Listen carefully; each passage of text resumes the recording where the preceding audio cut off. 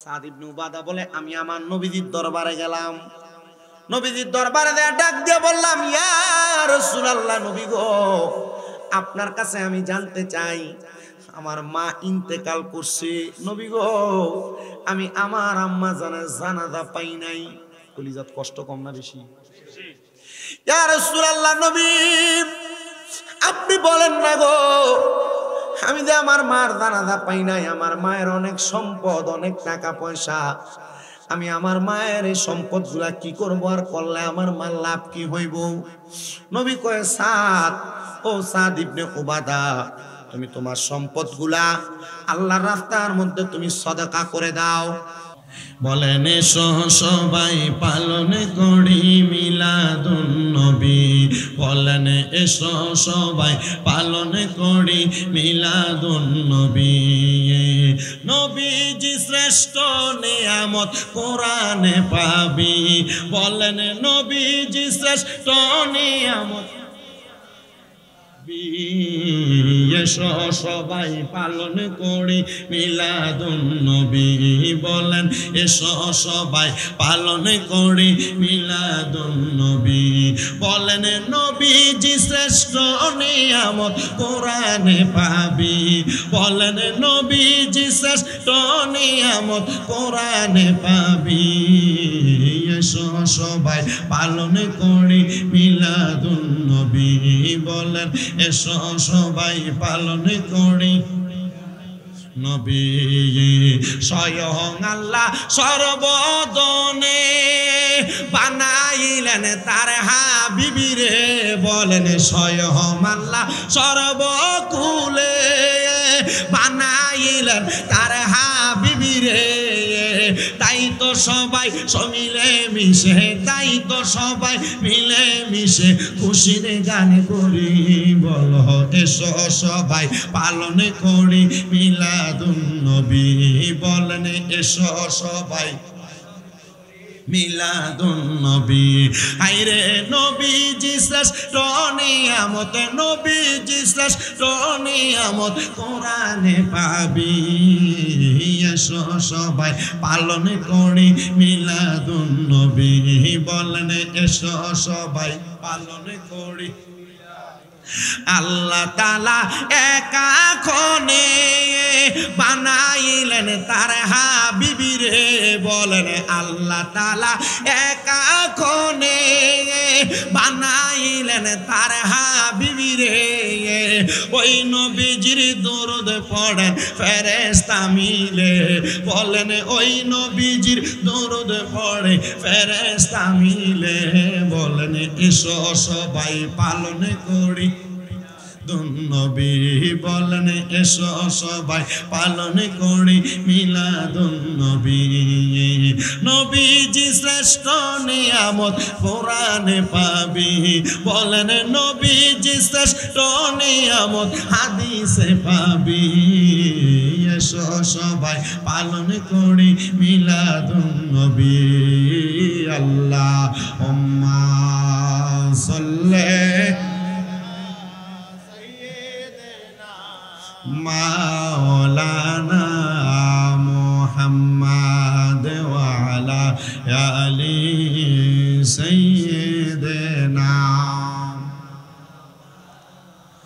জিকির করে লা ইলাহা লা, জিকির লা ইলাহা লা, কালমা লা ইলাহা।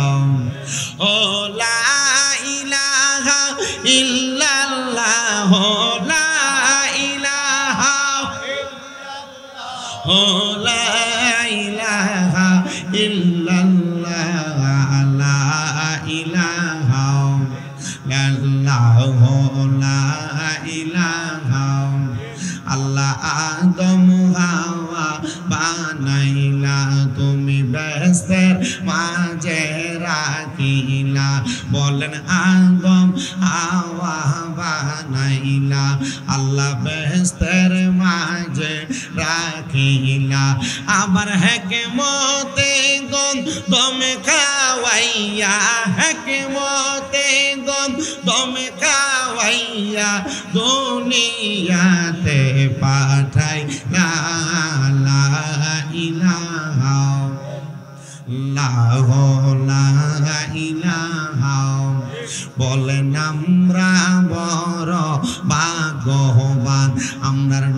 নবী আল্লাহর মেহমান আল্লাহ দয়া করে করলেন দান বলেন দয়া করে করলেন দান নবী ইমানের মান লা ইলাহা ইল্লাল্লাহু লা ইলাহা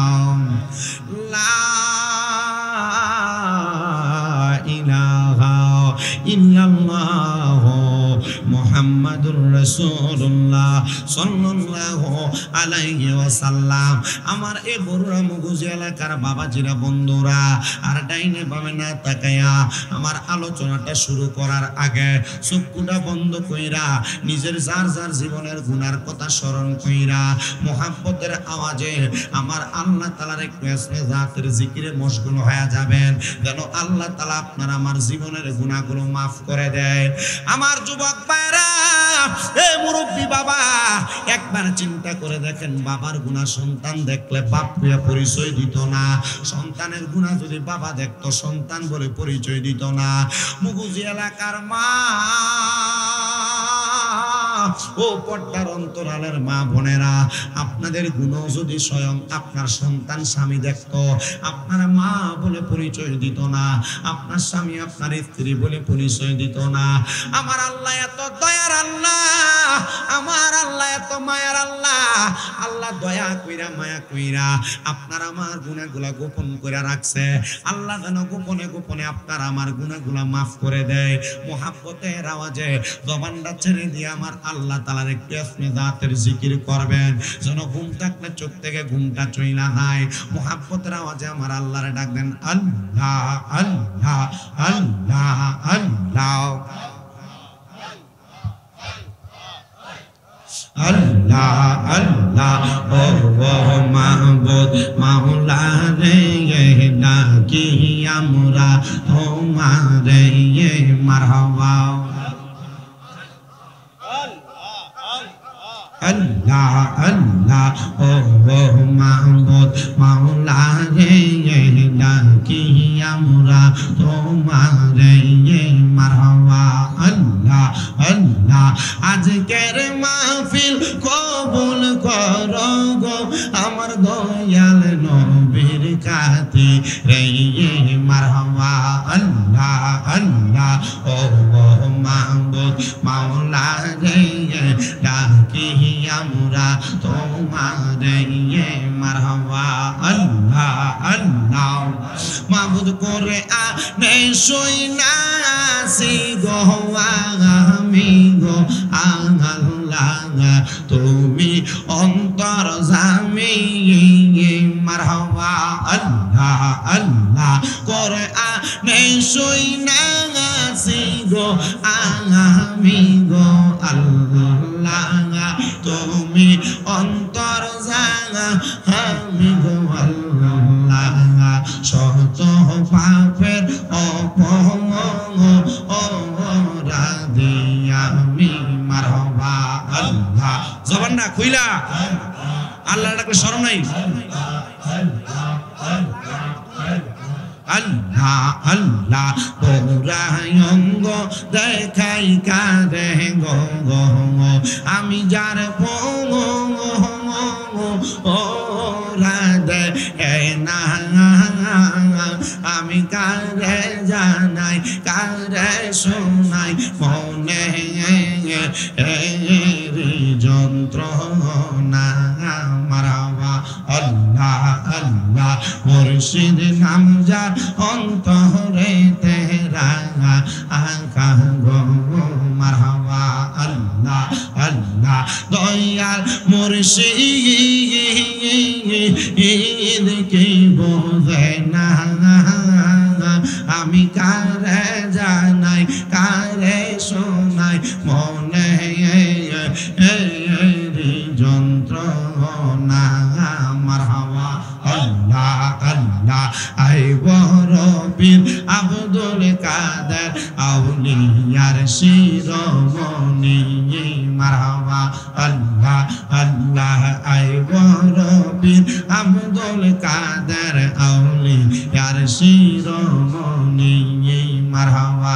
আল্লাহ আল্লাহ আল্লাহ তোমারি ওই নামের গুণে তোমারি ওই নামের গুণে আগুন হইয়া যায় পানি আয় বরবীর আব্দুল কাদের আউলিয়ার শিরোমণি মারহাবা আল্লাহ আল্লাহ রমজান মাসের পয়লা তারিখ আসলাম বেতে মায়ের দুধ পান করুন তুমি রোজা রাখছ বলে মারহাবা আল্লাহ রমজান মাসের পয়লা তারিখ আসলাম বেতে দুধ পান করো নাই গো গামস রোজা রাখছ বলে মারহাবা আল্লাহ আল্লাহ মায়ার গর্বে থাইকা তুমি মায়ার গর্বে থাইকা তুমি মাহবুবে হলা জানি আই বড় পীর আব্দুল কাদের আউলিয়ার শিরোমণি মারহাবা আল্লাহ আল্লাহ লা ইলাহা ইল্লাল্লাহু মুহাম্মাদুর রাসূলুল্লাহ সাল্লাল্লাহু আলাইহি ওয়াসাল্লাম জবান বন্ধ নাই মুহাব্বতের আওয়াজে উচ্চ কণ্ঠে পড়েন আলহামদুলিল্লাহ মুআজ্জাজ সদরে মুহতারাম কুমিল্লা জেলার অন্তর্গত বরুড়া থানাধীন মুগুজি মধ্যমপাড়া ফোরকানিয়া মাদ্রাসা মাঠ প্রাঙ্গণে এলাকার কবরবাসীদের স্মরণে মুগুজি মধ্যমপাড়া ফোরকানিয়া মাদ্রাসা ও প্রবাসীদের উদ্যোগে ৮০তম বাৎসরিক ওয়াজ ও দোয়ার মাহফিল সম্মানিত সভাপতি জনাব আব্দুল জব্বার মোল্লা সাহেব বারাকাল্লাহু ফি হায়াতি আল্লাহ ওনার হায়াতে বরকত দান করুন। মাহফিলের বিশেষ করে বিশেষ বক্তা আমার ওস্তাদ সমতুল্য রাজামারা সিনিয়র মাদ্রাসার যিনি উস্তাদে মুহতারাম হযরত মাওলানা দেলওয়ার হোসেন আল কাদেরী সাহেব তকরির করেছেন। বারাইপুর দাখিল মাদ্রাসার সাবেক সহ সুপার হাফেজ আব্দুল কুদ্দুস সাহেব আলোচনা করেছেন। চকবাজার মদিনাতুল জামে মসজিদের খতিব হাফেজ রেদওয়ান আহমেদ আত তাহিরি আপনাদের এলাকার সন্তান তকরির করেছেন হযরত মাওলানা জসিমউদ্দিন সাহেব হাফেজ জাহিদুল ইসলাম সাহেব সহ আমার ডাইনে বামে সামনে বসে থাকা আলেম সমাজ দাড়ি পাকা মুরব্বী বাবা যুবক নওজোয়ান ভাই ছোট ছোট মাসুম বাচ্চা পর্দার অন্তরালে আছেন আমার অবলা সরলা মা বোনেরা সবাই মহান মনিবের প্রশংসা করে একটু জবান খুলে জোশে ঘোষে উচ্চ কণ্ঠে পড়ি আলহামদুলিল্লাহ। মাহফিলটা ৮০তম মাহফিল। কয়তম? মানে আমার বাপের বয়সের চাইতে বেশি। আলহামদুলিল্লাহ জোরে কন আলহামদুলিল্লাহ। এর ভিতরে শামীম রেজাই সাইরিবা যতবার পর্যন্ত আসছি চেষ্টা করেছি আমি আপনাদেরকে কোরআন হাদিস থেকে ইসলামের মৌলিক যে কোনো একটা বিষয় তার মাঝে পারিপার্শ্বিক অনেকগুলা বিষয় কথা বলে আপনাদেরকে হেদায়েতের পথে আহ্বান করার জন্য। মুগুজি এলাকার মোটামুটি আমি হিসাব করে দেখলাম যে যতগুলা মাহফিলে আসছে আমার মনে হয় যে এর মধ্যে কিঞ্চিত কয়েকটা মাহফিল ছাড়া সবগুলা মাহফিলে আমি আসছি। বরুড়া থানায় এক সিজনে ৬৮টা, এক সিজনে ২৮টা, এক সিজনে দিতাম না কইছি ২৬টা। এই বছর দেই না মনে হয় ১০-১২টা দেওয়া আছে। আজকেরটা লইয়া মনে হয় ৩টা না ৪ নম্বর চলে, আর অল্প কয়েকটা মাহফিল বাকি বরুড়া এবং চান্দিনাতে। তবে আমি আমার যারা শ্রোতা আমার এবারও যে ঘরে কই আইছে যে হুজুর ইউটিউবে যে সুন্দর ওয়াজ করেন আমরা এলাকা তাইলেও করেন, কিন্তু ওয়াজ অনেক রকমের ওয়াজ হয় তো মোটামুটি ওয়াজ সবাই যতটুক বুঝে তবে আর একটু ভালো করে কইরা দিলে আমরা আরো খুশি হব। আমি আজকে এই জন্য বেশি আয়াত একটু কমাই না, বেশি আয়াত বেশি হাদিস নেই না। আমি একটা আয়াত নিছি সূরা হাসরের, এই আয়াত থেকে আমি চেষ্টা করব আপনাদেরকে এই একটা বিষয়ে আলোচনা করে দিয়ে যাইতে। কেন? এই যে দেখলেন গত পরশুদিন এত বিশাল একটা ভূমিকম্প আসলো, আমরা মাঝে কি ডর আছে? আছে। আচ্ছা, দেখেন ডর আছে, কথা সত্য। আচ্ছা, এই গত পরশুদিন গেল, তাহলে আজকে 21 তারিখ ভূমিকম্প আসার পরে এলাকার সুদখুররা সুদখানা কি বন্ধ হয়েছে?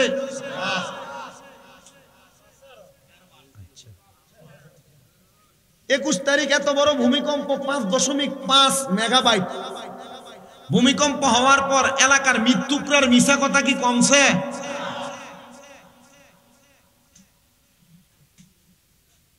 এত বড় ভূমিকম্প হওয়ার পর মহিলাদের বেপরদা বেহায়াপনা কি কমছে? উল্টা ভূমিকম্প হওয়ার পর কোন জায়গায় কোন বিল্ডিং ফাটা দিছে এটা দেহনের লাগে বেরিয়ে সবাই আগে গেছে, ঠিক না? দেখেন, এত বড় ভূমিকম্প হওয়ার পর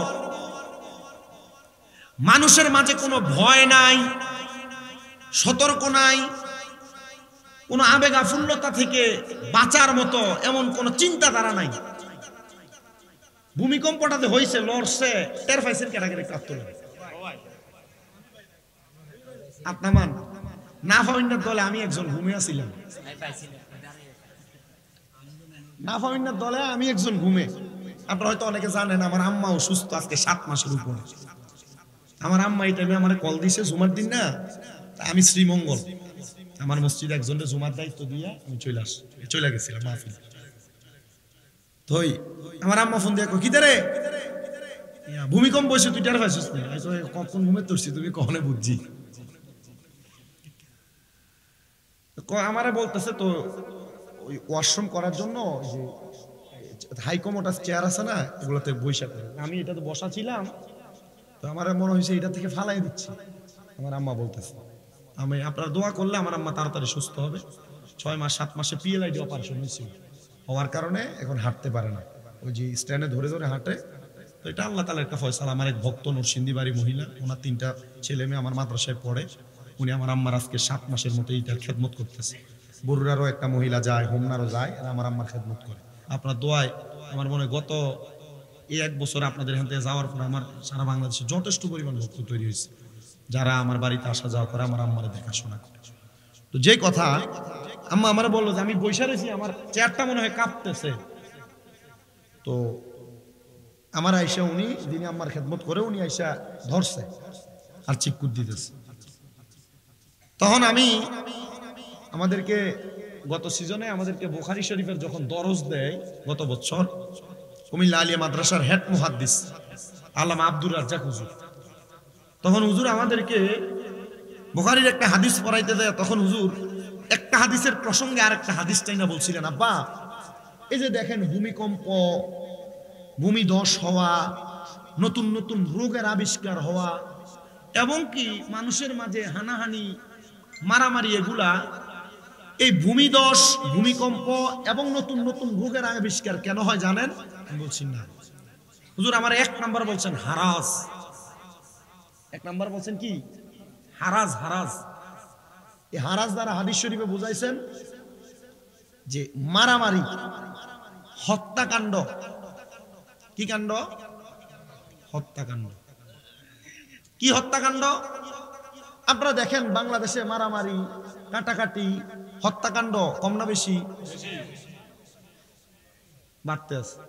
5 আগস্টের আগে শেখ হাসিনা করছে, এটা দিয়ে কত সুন্দর মানুষ দোষ দিয়ে দিচ্ছে না? 5 আগস্টের পরে কেটা করে? জনগণ করে, ঠিক আছে না? আচ্ছা, যে যেটা করুক, আমার কথা হচ্ছে এটা দলীয় বিষয়, কিন্তু আমরা মানুষ যে ভালো হইতেছি না, এই কথা তো সত্য। কথা কোন না কেন আপনারা? আমরা মানুষ যে ভালো হইতেছি না, এটা কি সত্য না মিথ্যা? আসেন আজকের ওয়াজটা নিজের লেগে শুনি আর করি। আল্লাহ তাআলা কোরআনে বলেন, বিসমিল্লাহির রহমানির রহিম, ইয়া আইয়ুহাল্লাযীনা আমানুত্তাকুল্লাহা ওয়াল তানজুর নাফসুম মা কদ্দামাত লিগাদিন ওয়াত্তাকুল্লাহা ইন্নাল্লাহা খাবীরুম বিমা তা'মালুন।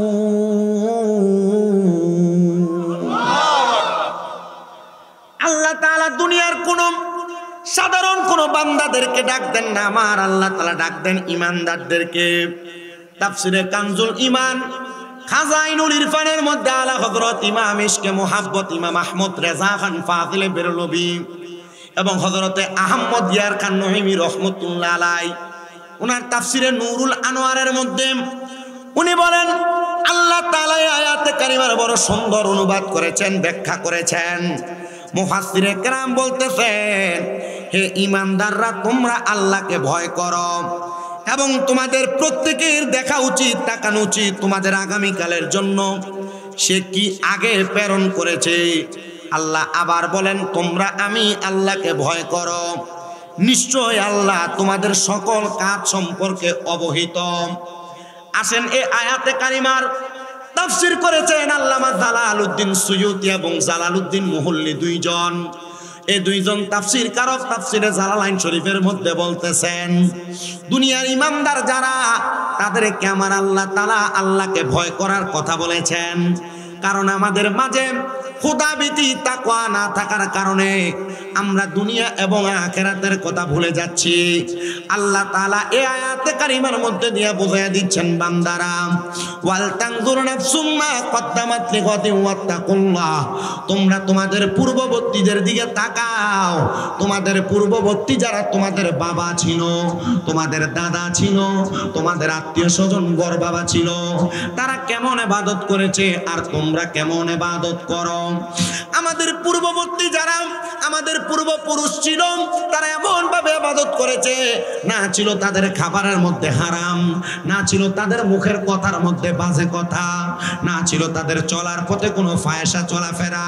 ইয়া রাসূলুল্লাহ, ইয়া হাবিবাল্লাহ, নবীজি আপনি বলেন না তাহলে আমরা কেমন ভাবে চলবো? আল্লাহর নবীজি তিরমিজি শরীফের হাদিসের মাধ্যমে জানিয়ে দেন, উম্মতের দলেরা, দুনিয়ার জমিনের মধ্যে থাকা অবস্থায় তোমরা এমন একটা সুরত, এমন একটা লেবাস ধারণ করো যে লেবাসটার নাম হলো জান্নাতি লেবাস। এবার আপনারা বলেন, আমরা সবাই জান্নাতি সুরত এবং লেবাস নেওয়ার দরকার আছে না নাই? সংসারের মায়ায় পইরা, ব্যতিব্যস্ততায় পইরা, টাকা পয়সা ধন দৌলতের মায়ার মধ্যে পইরা আমরা কিন্তু জান্নাতি লেবাস নিতে চাই না। এই জন্য আশেক শুনে শুনে লিখতেছে, আরে সংসারেরই মা আয় পইরা গো, ডাকলাম না মাওলা রে,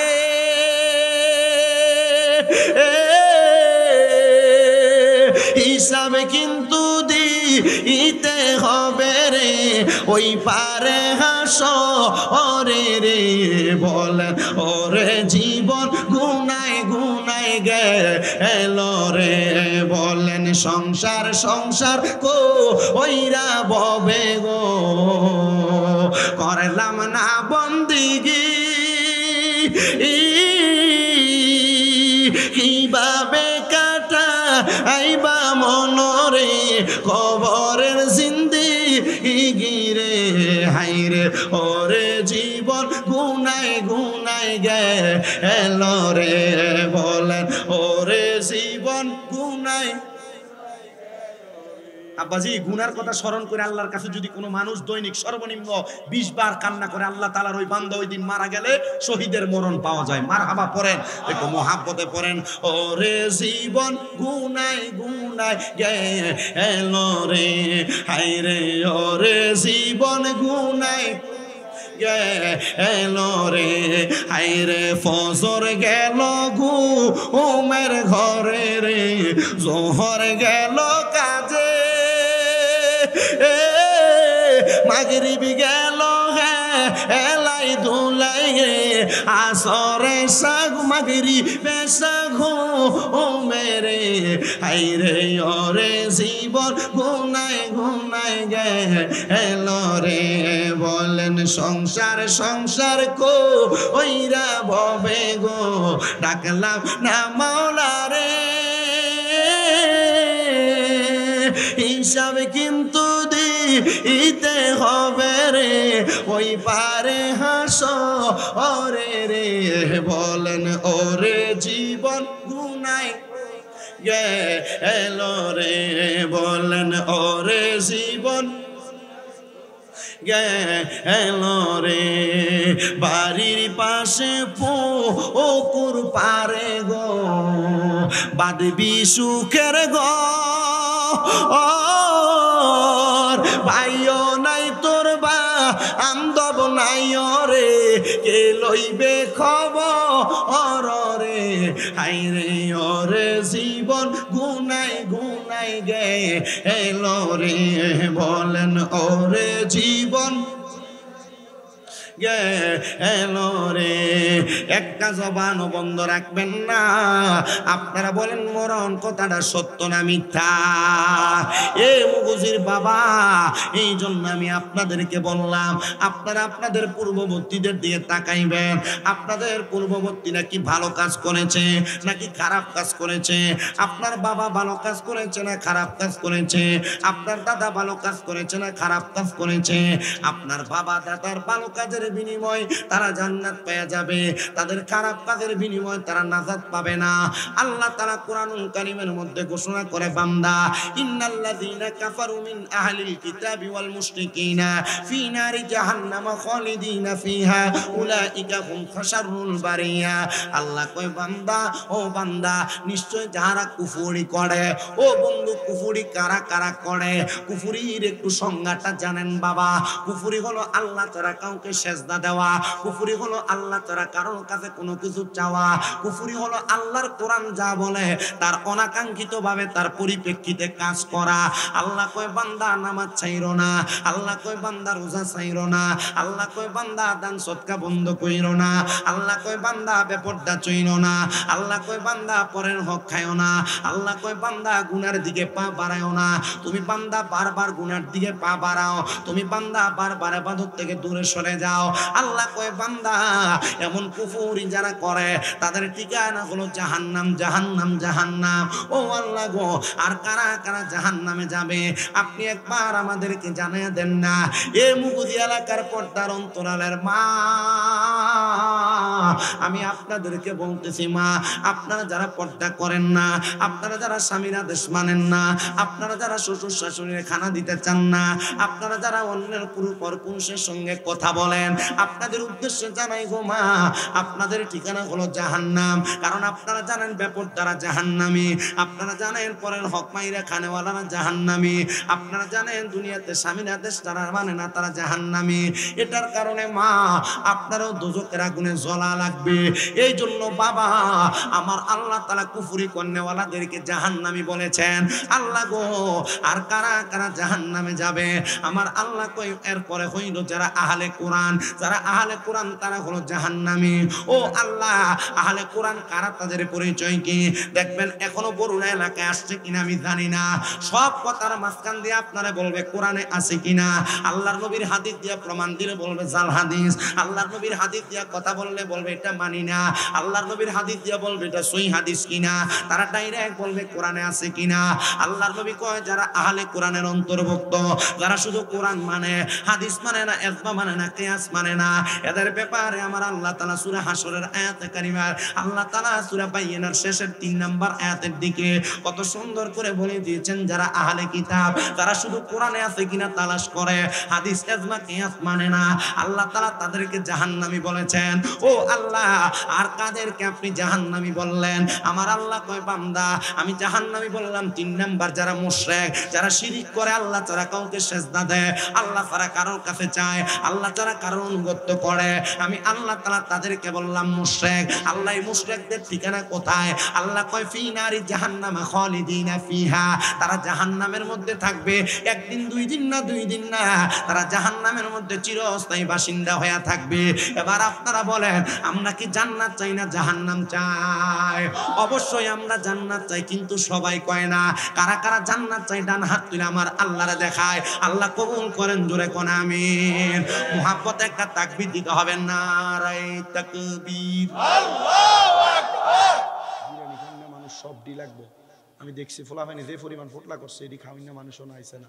আর আমি এটাও জানি মুগুজির মাহফিলের ভিতরে ইয়ানাবি কইয়া দাঁড়াইলে প্যান্ডেলের জায়গা থাকে না, এখনো যে মাশাআল্লাহ আপনারা রেডি আইছেন, রেডি থাকলে তো মোটামুটি আর লাগে নাকি আমরা তাকবীরটা একটু জোরে দেওয়া লাগবো, কারণ যে জামাইরে দাওয়াত দিছে দেশি মুরগাটা খাওয়াইয়া বাবা ঠান্ডা লাগে যাওয়ানোর দরকার নাই, ফোটনা যেটা হাদিয়ে দিছে এটা বাইর চলে যাবো, তুমি একটু ঘুমিয়ে থাও, একটু মুহাব্বতে তাকবীর দিয়া কইবেন, আপনারা ঘরে থাকেন নাইলেও অসুবিধা নাই, হাতটা সুদা করে মুহাব্বতে একটা তাকবীর দেওয়া লাগবে, নারায়ে তাকবীর আল্লাহু আকবার, নারায়ে রিসালাত ইয়া রাসূলুল্লাহ।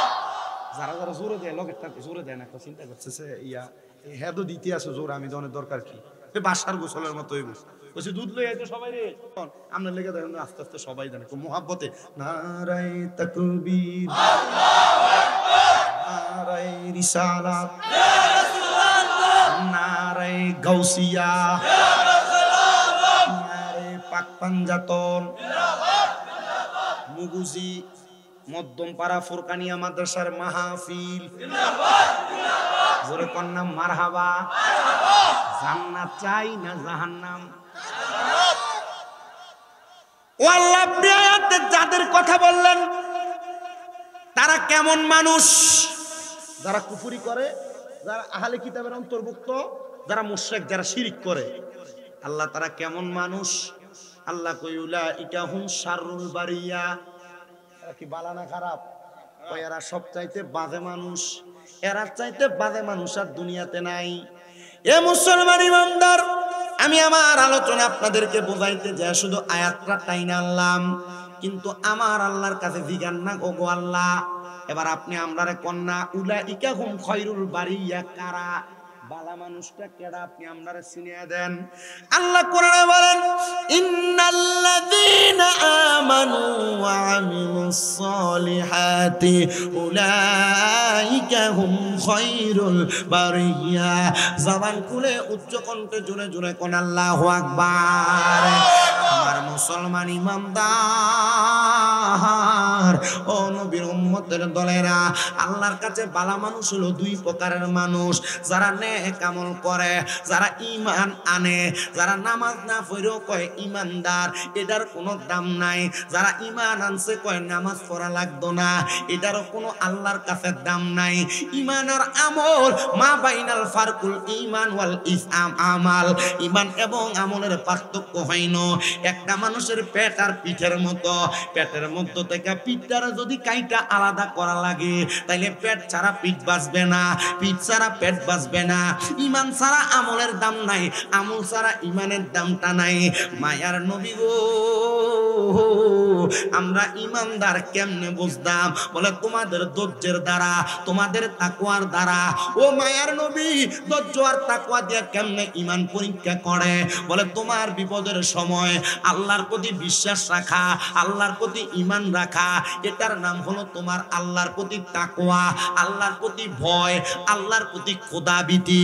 আর তুমি খোদাভীতি রাখা হারাম কাজের দিকে হাত না বাড়ানোর কারণে তখন তোমার হবে ধৈর্য ধারণ করা। তোমার সামনে সুযোগ আছে গুনাহ করার, কিন্তু তুমি গুনাহ করো না। তোমার সামনে সুযোগ আছে পরের হক মাইরা খাওয়ার, কিন্তু পরের হক মাইরা খাও না। এটার কারণে তুমি আমার আল্লাহর কাছে ধৈর্যশীল হইবা, আল্লাহর কাছে ঈমান আর আমলওয়ালা হইবা। ইয়া রাসূলুল্লাহ, আল্লাহ পাককে আসতে হইব না জোর হইব। ইয়া রাসূলুল্লাহ, নবী গো,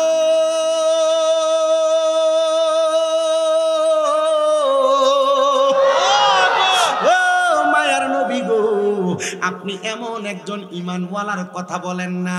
এবার আমার নবীর হাদিস পড়ার পরে দেখলাম এমন একজন ঈমানওয়ালার নাম হলো হযরতে সাদ ইবনে উবাদা রাদিয়াল্লাহু তাআলা আনহু। কেমন ঈমান জানেন, কেমন ঈমান জানেন? সাদ ইবনে উবাদা বলেন, আমি ছিলাম যুদ্ধের ময়দানে, আমি ছিলাম যুদ্ধের ময়দানে, যুদ্ধের মধ্যে ব্যস্ত, যুদ্ধের ময়দানে যাইয়া অসুস্থ হওয়ার কারণে ওই যুদ্ধের ময়দানে আনসারী মহিলারা আমি সাদের বড় আনন্দ দিয়া আমার শরীরটারে সুন্দর কইরা তারা সুন্দরভাবে সুস্থ করানোর জন্য চেষ্টা করলো। আমার শরীরটা যখন সুস্থ হয়েছে আমি সাদ যুদ্ধ করে বাড়িতে আগমন করলাম। আমি বাড়িতে আইসা দেখি আমার আম্মা জান দুনিয়া থেকে বিদায় হয়ে গেছে। সাদ ডাক দিয়া কয়, জগতের মানুষ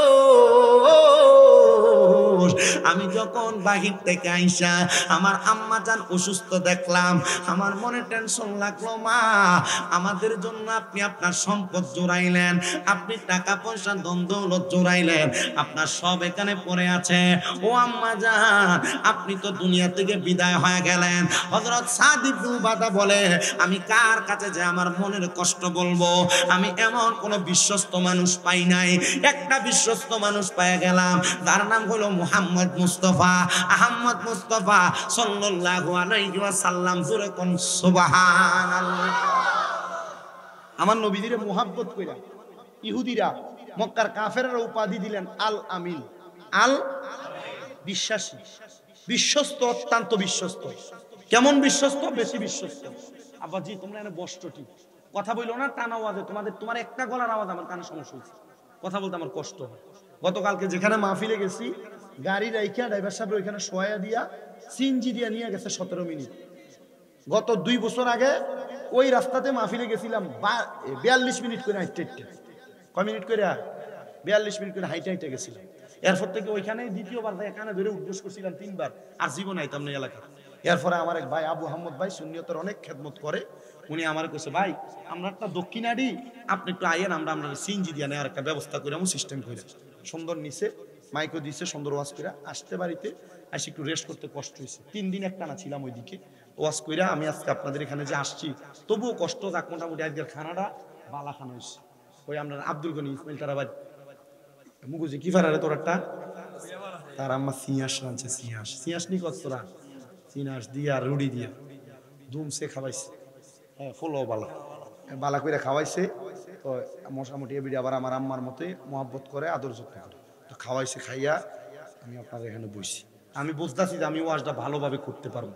আর আপনারা যেভাবে বসছেন আসছেন, এই আশা বসাটাও যেন আল্লাহ তাআলা আমার কথাটা ওয়াজটা একটু ভালো করে বাইর করে। ওয়াজ হবে একটু জটিল, আপনারা যদি কষ্ট করে বসেন, ওয়াজটা আমি ডাইরেক্ট করতে রাজি আছি। রাজি আছেন?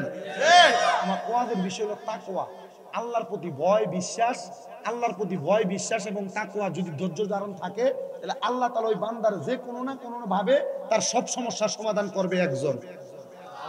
কেউ কিপটামি করে আল্লাহ করে, আরো জোরে কোন কে? হযরত সাদ ইবনে উবাদা বলেন, আমার বিশ্বস্ত মানুষ আমি আর কাউরে পাই নাই, একজনরে পাইলাম, তিনি আমার নবী, আপনার নবী মুহাম্মাদুর সাল্লাল্লাহু। সাদ ইবনে উবাদা বলে, আমি আমার নবীজির দরবারে গেলাম, নবীজির দরবারে ডাক দিয়ে বললাম, ইয়া রাসূলুল্লাহ, নবী গো, আপনার কাছে আমি জানতে চাই, আমার মা ইন্তেকাল করছে, নবী গো আমি আমার আম্মা জানের জানাজা পাই নাই। কলিজাত কষ্ট কম না বেশি? ইয়া রাসূলুল্লাহ, নবী আপনি বলেন না গো, আমি যে আমার মার জানাজা পাই নাই, আমার মায়ের অনেক সম্পদ, অনেক টাকা পয়সা, আমি আমার মায়ের এই সম্পদ গুলা কি করবো, আর করলে আমার মার লাভ কি হইব? নবী কয়, সাদ, ও সাদ ইবনে উবাদা, তুমি তোমার সম্পদ গুলা আল্লাহর রাস্তার মধ্যে তুমি সদকা করে দাও। সাদ কয়, ইয়া রাসূলুল্লাহ, আমি সদকা করলে আমার মা আর কেমন লাভ হবে? নবী কয়, সাদ, আমার আল্লাহ তাআলা বলেছেন, আস-সাখিয়ু হাবিবুল্লাহ, যারা আল্লাহর রাস্তায় দান এবং সদকা করে, এরা হইল আমার আল্লাহ তাআলার সবচাইতে ভালো বন্ধু। ও মায়ার নবী, আপনি সাক্ষী থাকেন। হযরত সাদ আমার নবীরে সাক্ষী রাখতেছে, ইয়া রাসূলুল্লাহ, আপনি সাক্ষী হয়ে যান। নবী গো, আমার একটা খেজুরের বাগান আছে, যে বাগানের নাম হলো মিখওয়াদা। নাম কি? মিখওয়াদা। আমি নিজে যাইয়া ওই খেজুরের বাগানটাতে ঘুরছি, আর আমি ওই জায়গার মধ্যে দাঁড়ায় দাঁড়ায় দোয়া করছি। ওই সাদ ইবনে মিখওয়াদা ডাক দিয়ে কই, ইয়া রাসূলুল্লাহ, আপনি সাক্ষী থাকেন, আমি আমার মিখওয়াদা নামক খেজুরের বাগানটা আল্লাহর ওয়াস্তে আমি আমার মায়ের নামে সদকা করে দিলাম। মারহাবা কন।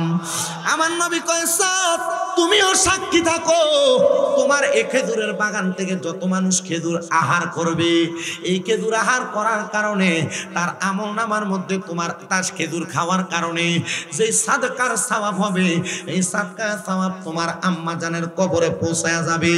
সাদ কয় আলহামদুলিল্লাহ ইয়া রাসূলুল্লাহ, আপনার কথা মানলাম। নবী গো, আমার মা যে ইন্তেকাল করলো, আমি যে জানাজা পাই নাই, আমি যে দাফন পাই নাই, আমি সন্তানের কি আমার মা বাবার উপরে কোনো দায়িত্ব নাই? মা বাবার জানাজা যদি কেউ না পায়, মা বাবার হক যদি কেউ আদায় না করতে পারে, আল্লাহর নবীজি হাদিসে মুবারাকার মাধ্যমে হযরতে ইমামে আযম ইমাম আবু হানিফা রাহমাতুল্লাহ আলাইহি আমাদেরকে মাসআলা শিক্ষা দিতেছে। ওই সন্তান যেন তার মার জানাজা না পাওয়ার কারণে সন্তান যেন তার মার কবরের পাশে যায়, পশ্চিম দিকটারে পিছনে দিয়া মার মুখ বরাবর দাঁড়ায়া, ওই সন্তান যেন তার হাতের মধ্যে 3 মুঠ মাটি নিয়া মায়ের মুখ বরাবর কপালের উপর একবার, দুইবার, তিনবার কইরা দিয়া দেয়, আর আল্লাহর দরবারে দোয়া কইরা দেয়। ওই দোয়া করার কারণে ওই সন্তানের তার মা বাবার জানাজা এবং মাটির হক আদায় হয়ে যাবে। এটা একটা মাসআলা, এটা আপনারা শিক্ষা গ্রহণ করে অন্তরে ধারণ করবেন। এ মুসলমান, এই নবীর উম্মতের দল। হযরত সাদ ইবনে উবাদা বলে, আমার তাকওয়া, আমার বিশ্বাস ছিল মুহাম্মাদুর রাসূলুল্লাহর কাছে গেলে আমি আমার আম্মা জানের হক সম্পর্কে যাই না আদায় করতে পারবো। আমি আমার হকটা আদায় করলাম। এটা হইল আমার নবী এবং সাহাবায়ে কেরামের উদাহরণ। এবার আসেন, আমরা তো নবী পাই নাই, আমরা সাহাবী পাই নাই, আমরা তাবে তাবিন পাই নাই, আমরা খোলাফায়ে রাশিদিন পাই নাই, আমরা সলফে সলিহিনের জামানায় আছি। এমন একজন সলফে সলিহিন, তার নাম হযরতে আবু ইউসুফ মুরাদাবাদী রাহমাতুল্লাহ আলাইহি। মারহাবা কোন। আল্লাহর ওলিদের নাম পড়লে সাথে সাথে রহমতুল্লাহ আলাইহি পড়বেন। আল্লাহর যে কোনো ওলিদের নাম পড়লে কি পড়বেন? রহমতুল্লাহি আলাইহি। কেন পড়বেন? আউলিয়া কেরামের নাম জবান দিয়ে জপলে, আউলিয়া কেরামের নাম স্মরণ করলে যিকরুস সলিহিনা কাফারা। আউলিয়া কেরামের নাম স্মরণ করলে, আউলিয়া কেরামের নামের জিকির করলে, আউলিয়া কেরামের নাম মুখ দিয়া বললে আল্লাহ তাআলা তার ওই বান্দা যে বলে তার কোনো গুনাহ থাকলে এই আউলিয়া কেরামের নাম মুখ দিয়ে বাইর করার কারণে না গুনাহ কাইটা দেয়। হ্যাঁ, আপনি কি লাগা গাউসে পাক করেন, আপনি কি লাগা খাজা গরিবে নামাজ করেন, আপনার বন্ড কয়, বেদাতি কয়, এ ব্যাকল মূর্খ, এটা বোঝে না বিধায় আমাদেরকে বন্ড আর বেদাতি।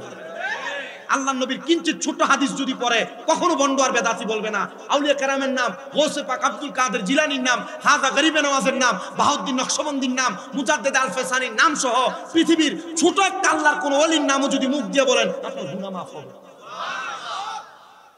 এলাকায় ওলি তোলার মুরিদ আছে না? এলাকায় শাহপুরের মুরিদ আছে না? এলাকায় মেজবান্ডারের মুরিদ আছে না? বিভিন্ন দরবারের মাশায়েখের মুরিদ আছেন। দরবারের পীর মাশায়েখরা তো বন্ডামি করে নাই, মুরিদ যদি মাথায় টুপি লাগায় বন্ডামি করে, এটা মুরিদের সমস্যা। ঠিক রেজবিয়া দরবার আছে না? অনেক দরবারে তো আছে। আমি আপনাদেরকে যেটা বলতেছিলাম, আউলিয়া কেরামের নামের একটা ফজিলত আছে, বরকত আছে। তাদের নাম নিলে পড়বেন রহমতুল্লাহ আলাইহি। তো জিনার কথা বলতেছি, তিনার নাম হলো হযরত আবু ইউসুফ মুরাদাবাদী রাহমাতুল্লাহ আলাইহি। যিনি মুসলমান ছিলেন না বিধর্মী ছিলেন। আবু ইউসুফ মুরাদাবাদী বলেন, আমার কাজ ছিল আমার মুরাদাবাদ এলাকায়, আমি আমার বাদশাহীর কাজটা পরিচালনা করতাম, কিন্তু আমার এলাকার মানুষ আমার দিকে তাকায় থাকতো। আমি বিধর্মী হওয়ার কারণে, কি হওয়ার কারণে? বিধর্মী হওয়ার কারণে। হযরত আবু ইউসুফ মুরাদাবাদী বলেন, এ দুনিয়ার মানুষ, আমি আমার কর্মকাণ্ডগুলা সব সুন্দরভাবে করি। আমার এলাকার একজন ইমাম ছিলেন, আমার এলাকার একজন খতিব ছিলেন, যিনি উনার সব কর্মকাণ্ডগুলা করতেন। ওই খতিব সাহেব ডাক দিয়ে কই, জগতের মানুষ, আমি আমার যে কাজ করতাম, মসজিদের মধ্যে খেতাবতের দায়িত্ব পালন করতাম। মসজিদে খেতাবতের দায়িত্বগুলা পালন করা অবস্থায় আমি আমার সংসার চালাইতে বড় কষ্ট হয়ে গেছিল। কি চালাইতে? সংসার চালাইতে বড় কষ্ট হয়ে গেছিল। হযরত আবু ইউসুফ মুরাদাবাদীর এলাকার ওই খতিব সাহেব ডাক দিয়ে বলে, আমার স্ত্রী একদিন রাত্রবেলা আমার হাতটার মধ্যে ধরে ডাক দিয়ে কই, স্বামী গো, জানি আপনি রাগ করবেন, তবে আমি আপনার কাছে একটা কথা বলি, আপনি যে চাকরিটা করেন এই চাকরির টাকা দিয়ে তো আমাদের সংসার চলে না, ছোট বাচ্চাটার দুধ ক্রয় করা যায় না।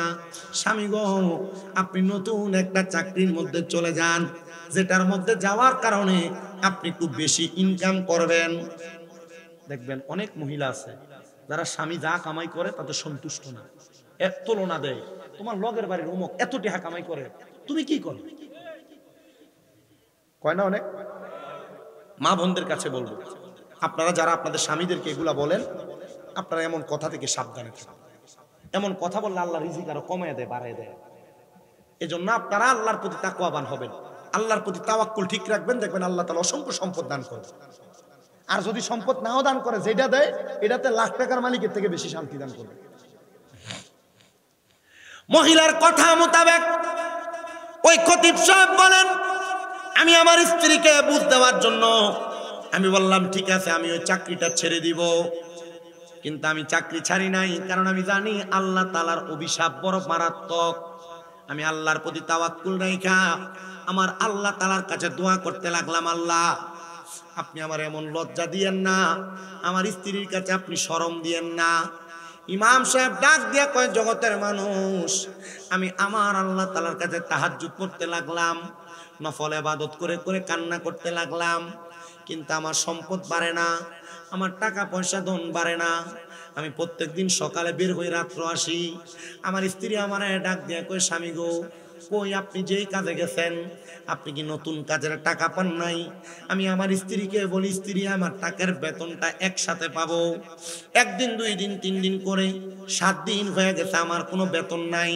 আমার স্ত্রী আমারে যখনই জিজ্ঞাসা করে, আমি তখন আমার স্ত্রীকে বলি, তোমার বেতন তুমি পাইবা, একসাথে দেওয়া হবে। কিন্তু ইমাম সাহেব ডাক দিয়া কই, বৃহস্পতিবার আমি আমার ঘরের মধ্যে বসাম। আমি যখন আমার ঘরে আসলাম, আমার স্ত্রী আমার ডাক দিয়া কই, স্বামী, প্রত্যেক বৃহস্পতিবারে কোনো কাজ করনেওয়ালা ব্যক্তি তাদের কাজের বেতন পাওয়া যায়, আপনি কি আপনার কাজের বেতন পান নাই? স্বামী ডাক দিয়া কই, স্ত্রী গো, আমি আমার কাজের বেতন কোথায় পাবো? আমি আপনাকে বলতেছি, আপনাকে আমি একটু পরে জবাব দিই। এই কথা বললাম, আল্লাহ তাআলার ওই বান্দা বলেন, আমি 2 রাকাত নামাজে দাঁড়াইলাম, নামাজে দাঁড়ায় আল্লাহর কাছে চোখের পানিগুলা নিমিষে ছেড়ে দিলাম। আর আমি মনে মনে বলতে লাগলাম, আল্লাহ, ও আল্লাহ, আমার স্ত্রী যে আমার কাছে বেতনের কথা বলে, আজকে তো আমার স্ত্রী আমাকে ছাড়বে না। আল্লাহ তুমি বলো, তোমার কাছে তো জবাবের কোনো অভাব নাই, আমি আমার স্ত্রীকে কি জবাব দিব? আল্লাহর পক্ষ থেকে এলহাম আসছে হযরতের কাছে, ওনার বুকের মধ্যে এলহাম, এ আল্লাহর বান্দা শোনো, তুমি বইলা দাও, তোমার কাজের বেতন তুমি আগামীকালকে পাইবা। হুজুর বলেন, আমি নামাজ শেষ করলাম, নামাজের পরে আমি আমার স্ত্রীকে জবাব দিলাম, আমার কাজের বেতন আগামীকাল পাওয়া যাবে, কিন্তু কোথা থেকে বেতন আসবে আমি এটার কোনো গ্যারান্টি জানি না। আমি পরের দিন সকালবেলা চলে গেলাম, মসজিদে নামাজ আদায় করি। নামাজ আদায় করে আমি যখন বাড়িতে আসি, আসার সময় আমার কাঁধের মধ্যে একটা গাটুরি নিলাম, যে গাটুরির মধ্যে ভরা পাথর আর পাথর।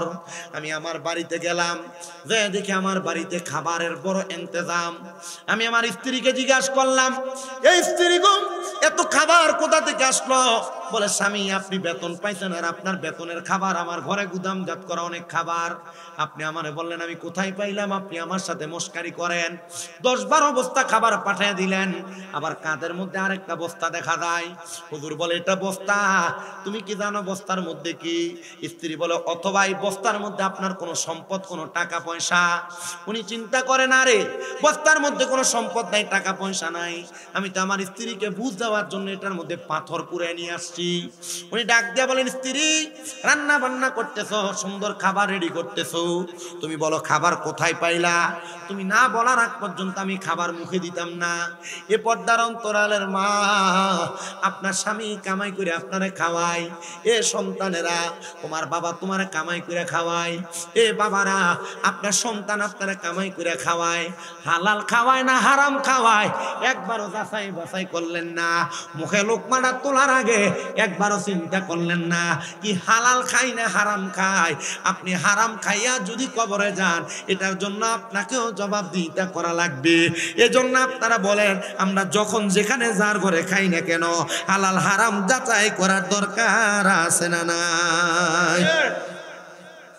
মহিলা যারা আপনার স্বামীর কাছে বারবার প্রতি মাসের বেতন পাওয়ার পর একটা নতুন 3 পিস, প্রতি মাসে বেতন পাওয়ার পর কোনো না কোনো বায়না দেখান, এই মহিলা, তোমার জামাই তখন তার নিজের ইনকাম করা হালাল টাকা দিয়ে হয় না বিদায়, তখন হারামের দিকে পাও বাড়ায়, তুমি এটার জন্য জবাব দেওয়া লাগবে। এজন্য ভালাবুরা খাওয়ার জন্য হারাম পথে না যাইয়া, কম ডাল ভাত খাওয়ার জন্য হালাল পথে 1 টাকা, এটা স্বামী কামাই করে কিনা এটা যাচাই করো। তুমি 10,000 টাকার শাড়ি কাপড় আর 3 পিস পরে শান্তি পাইবা না, কিন্তু 500 টাকার বাটিক কাপড় বলে দিয়ে শান্তি পাইবা। তবে লাগবো কি ইনকাম? আপনাদের কথা কোন না, ইনকাম কি লাগবো? খতিবে মুকাররম ডাক দিয়া কই, স্ত্রী এত খাবারের উৎস আমি না জানা পর্যন্ত খাবার আমি আমার মুখে তুলবো না। স্ত্রী ডাক দিয়া বলতেছেন, এ খাবার আপনি না আমার কাছে বাদশার বাড়ি থেকে লোক দিয়া পাঠাইছেন। বলে কি বলো? কোন বাদশাহ? বলে আবু ইউসুফ মুরাদাবাদী পাঠাইছে। বলে আবু ইউসুফ মুরাদাবাদী যদি পাঠাই, আবু ইউসুফ মুরাদাবাদীর কাছে যে খবর নেই কি লাগা পাঠাইলো। দৌড়ে গেছে আবু ইউসুফ মুরাদাবাদীর কাছে। এ আবু ইউসুফ মুরাদাবাদী, 2 বস্তা চাল, 2 বস্তা ডাল, 2 বস্তা আটা, আবার 2 বস্তা, এমন ভাবে 10টা বস্তা আপনি আমার বাড়িতে পাঠাইলেন কেন? কারণ কি? আবু ইউসুফ কয় আল্লাহর ভয়। কার ভয়? ইমাম সাহেব কয় আবু ইউসুফ মুরাদাবাদীর লোক আমার যোগাযোগ নাই, কথা নাই, বার্তা নাই, এ কয় আল্লাহরে ভয় করে আমার বাড়িতে 10 বস্তা খানা পাঠাইছে।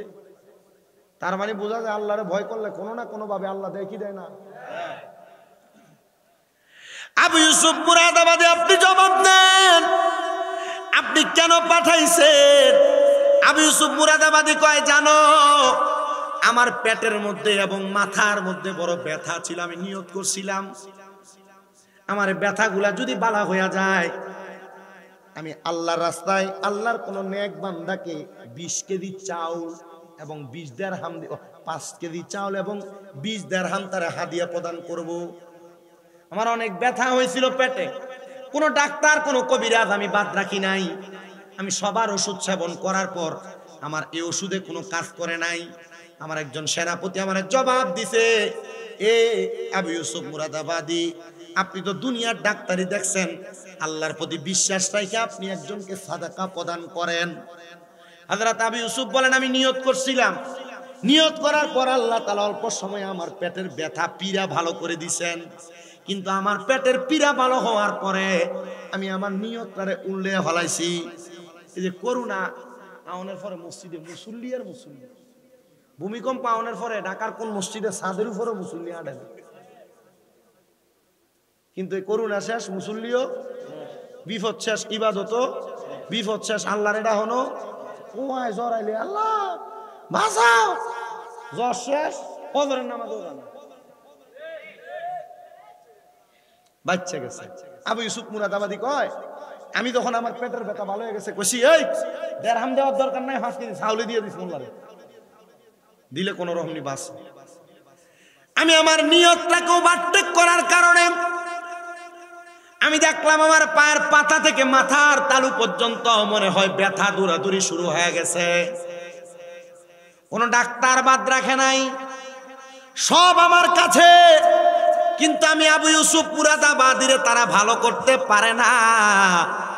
যখন তারা ভালো করতে পারে না, আমি ডাক দিয়া বললাম, এ আমার সেনাপতিরা, যারা আমার গুদাম থেকে 5 রকমের 10টা বস্তা খানা ইমামের বাড়িতে পাঠিয়ে দি, আমি পাঠিয়ে দিছি গো। পাঠিয়ে দেওয়ার সাথে সাথে আল্লাহ তাআলা আমার সকল পীড়া ভালো করে দিছে।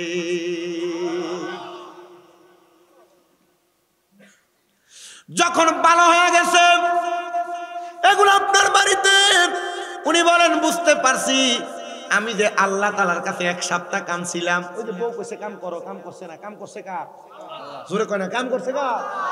কাজ করছে আল্লাহর। আমি যে 1টা সপ্তাহ পর্যন্ত আমি এমন একজন মনিবের গোলামি করছি, ওই মনিব আমার বাড়িতে খাবারগুলা বাদশারে দিয়া পাঠাইছে। এটার নাম ওয়াবতাগু ইলাইহিল ওয়াসিলা। এটার নাম কি? ওসিলা। আল্লাহ তাআলা এই বাদশার উসিলায় আর আমার ইবাদতের উসিলায় আমারে খাবার দিয়া দিছে রে। এই খাবার দিয়া আমার পুরা সংসার 4-5 মাস চলে যাবে, আমার আর খাবারের চিন্তা করা লাগবে না। এবার আপনারা বলেন, এক আল্লাহর প্রতি বিশ্বাস আর তাওয়াক্কুল রাখলে আমরার খাবার আর রিজিকের ব্যবস্থা করে দেয় একজন, তিনি কে? উনি বাড়িতে চলে গেলেন। স্ত্রী ডাক দিয়ে কয় স্বামী সন্ধান পাইছেন? বলে হ পাইছি। আচ্ছা তো খাবার খান, খানা খাওয়ান। খাওয়ার পরে স্বামী ওই যে আরেকটা বস্তা কান্দে করে আনছিলেন, এটা একটু খুইলা দেন, এটা কি আছে একটু দেখি, কারণ যা আনছেন শব্দ খানা, এটার ভিতরে নি দেড় হামডি আছে, কামের বেতনটা মুন্ডা। ইমাম চিন্তা করে, আরে আমি তো ফাত্তর ফুলে আনছি, বউরে বুঝ দিতাম, কিন্তু আল্লাহ তো আগেই বুঝ দিয়া লাইছে। এখন যদি স্ত্রী এটা খুলে আর যদি দেয় ফাত্তর, আল্লাহর কাছে এই বউর কাছে কি জবাব দিন? স্বামী ডাক দিয়ে কয় আমার স্ত্রী শোনো, আমার একটু সময় দাও, আমি 2 রাকাত নামাজ পড়ি। কয় রাকাত? 2 রাকাত। 2 রাকাত নামাজ কেমনে সম্পদকে এত বেশি বানায় দেয় একটু সময়। উনি বলে আমি 2 রাকাত নামাজের নিয়ত করলাম। নামাজটার নাম সলাতুল হাজত। সলাতুল হাজত। বিদেশ যাইতেন পারেন না, টেহা পয়সা নাই, রোগ মাফ হয় না, কত কাম করেন কামই হয় না, ব্যবসা দেন বরকত হয় না, কোন হাজত সন্তান পড়ালেখা করে ইতালি ফাটাইবেন, অমুক দেশ ফাটাইবেন, কাজ হইতেছে না। সলাতুল হাজতের নামাজের নিয়ত করবেন, 2 রাকাত করে 4 রাকাত করবেন। প্রথম রাকাতে সূরা ফাতিহা একটা সূরা মিলাইবেন, দ্বিতীয় রাকাতে সূরা ফাতিহা সূরা ইখলাস 3 বার পড়বেন, পরে রুকু দিবেন, সেজদা দিবেন, সুবহানা রাব্বিয়াল আলা 3 বার পড়া বাংলাতে যে হাজতটা আছে, সমস্যাটা আছে, এটা সেজদার ভিতরে কইবেন। আল্লাহর নবী রাহমাতুল লিল আলামিন নবীজির প্রখ্যাত মুসলিহ সলিহিন বান্দা আবেদ বান্দারা বলে এই সলাতুল হাজতের নামাজের ওসিলায় আল্লাহ তাআলা বান্দার অসংখ্য হাজত পূরণ করে দেয়। সেম নিয়মে 4 রাকাত নামাজ। আমি আমার সব মাহফিলে তাহাজ্জুদ এবং সালাতুল হাজত বিভিন্ন নফল নামাজের কথা কই। আর এটির কারণে বহু মহিলা বহু পুরুষ মানুষ ফল পায় বিদায় অতলা অতলা অতলা অতলা করে খানা, অতলা অতলা করে টেহা, আঁশ, মুরকা একলগে 10টা ডাব গাড়ির পিছনে ফুরাই দিয়া বাইতে খাইয়া। এক বেটির বাড়ি গাইবান্ধা, বেটির নাতিন মইরা যা, হুজুর পিতৃতে পাথর।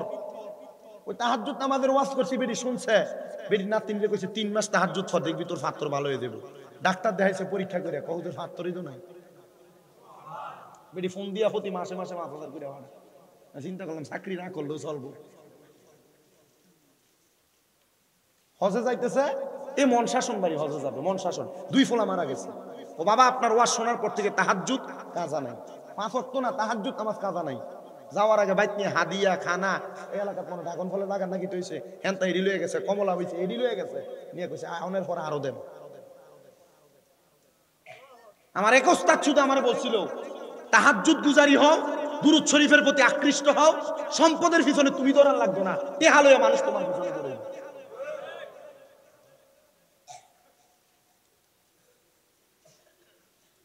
আমার এক ওস্তাদ বইলা দিছে যে আলহামদুলিল্লাহ যতটুকু আছো তা আলহামদুলিল্লাহ। আমি কিছু জোর আলহামদুলিল্লাহ, এর থেকে বেশি না, কারণ টাইর হিসাবের মতো হইলে তো রাস্তার খারিয়া 1 প্লেট ফুচকা খাইতে পারতাম না। কথা কয় না ঠিক? এর থেকে বড় হইলে তো রাস্তার দাঁড়াইয়া সুন্দরভাবে স্বাভাবিক চলতে পারতাম না।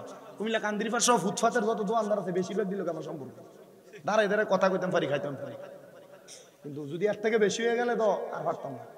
আলহামদুলিল্লাহ এতটুক দোয়া করেন, অহংকার না আইনা আল্লাহ যেন আল্লাহর প্রতি ইবাদত তাকওয়া খোদা ভীতিটা ঠিক রেখা দুনিয়ার সমাজে চলার তৌফিক দেয়। আমি দেখছি টাকা পয়সার ইনকামের রাস্তা অটোমেটিকলি কোন দিয়া জানি চলে যায়।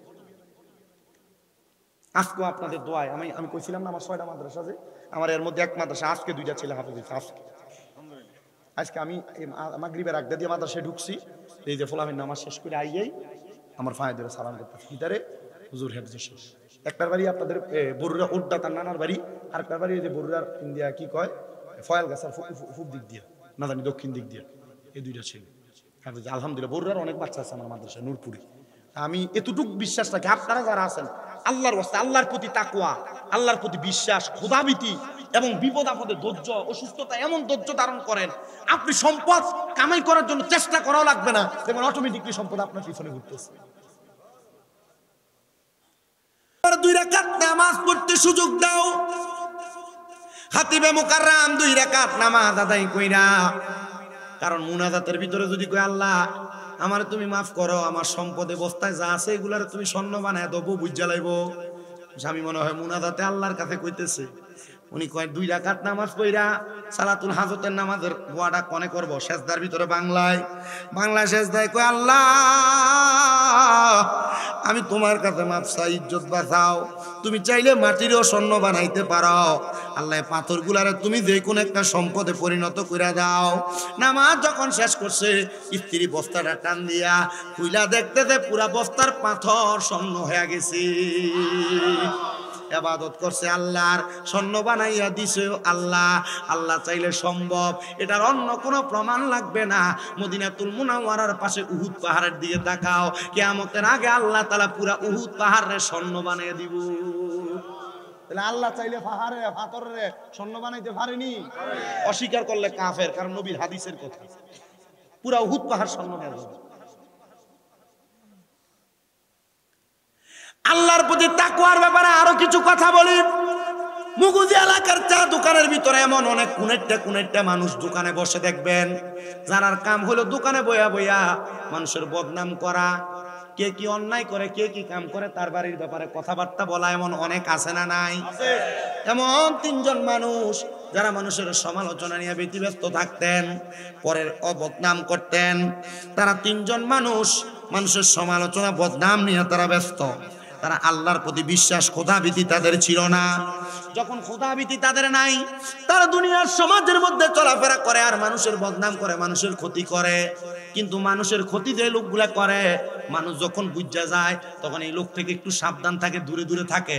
তারা মানুষের ক্ষতি যখন করে, অল্প কিছুদিন যাওয়ার পরে এলাকার মানুষ টের পেয়ে গেছে, বুঝা গেছে যে আমাদের ক্ষতি করার জন্য এই লোকগুলা ঘুরতেছে। না না না, তাদেরকে আমাদের ক্ষতি করার সুযোগ দেওয়া যাবে না। মানুষ আগে থেকে সাবধান হয়ে যায়। তারা তিনজন বলে, আমরা যখন টের পেয়ে গেলাম আমাদের ক্ষতির সাধনের কথা মানুষ বুঝে যায়, আমরা তিনজন একসাথে হইয়া এলাকার বাহিরে যাইয়া আমরা একা একা বসে বসে প্ল্যান করতে লাগলাম একটা গুহার মধ্যে। কিন্তু আমরা যখন মানুষের ক্ষতি করার জন্য আমরা প্ল্যান করতেছি, এমন টাইমে আমাদের গুহাটার মুখের মধ্যে তিনটা বড় বড় পাথর আইসা গুহার মুখটা বন্ধ করে দিছে। আপনি পরের ক্ষতি করবেন, আপনার ক্ষতি করে দিব একজন, বলেন তিনি কি? মানুষের ক্ষতি করুন যাইব না, শত্রুর ক্ষতিও করবেন না, শত্রুর ক্ষতিও করবেন। তিনি ডাক দিয়ে বলেন, জগতের মানুষ, আমরা আবার আল্লাহ তাআলার কাছে বলতে লাগলাম, আল্লাহ আপনি যে আমাদের ক্ষতি সাধনের বিষয়টা দেখতে পাইলেন, আল্লাহ আমরা এখন ওয়াদা করতেছি আর কোনোদিন মানুষের ক্ষতি করব না, আমাদেরকে বাঁচিয়ে দেন।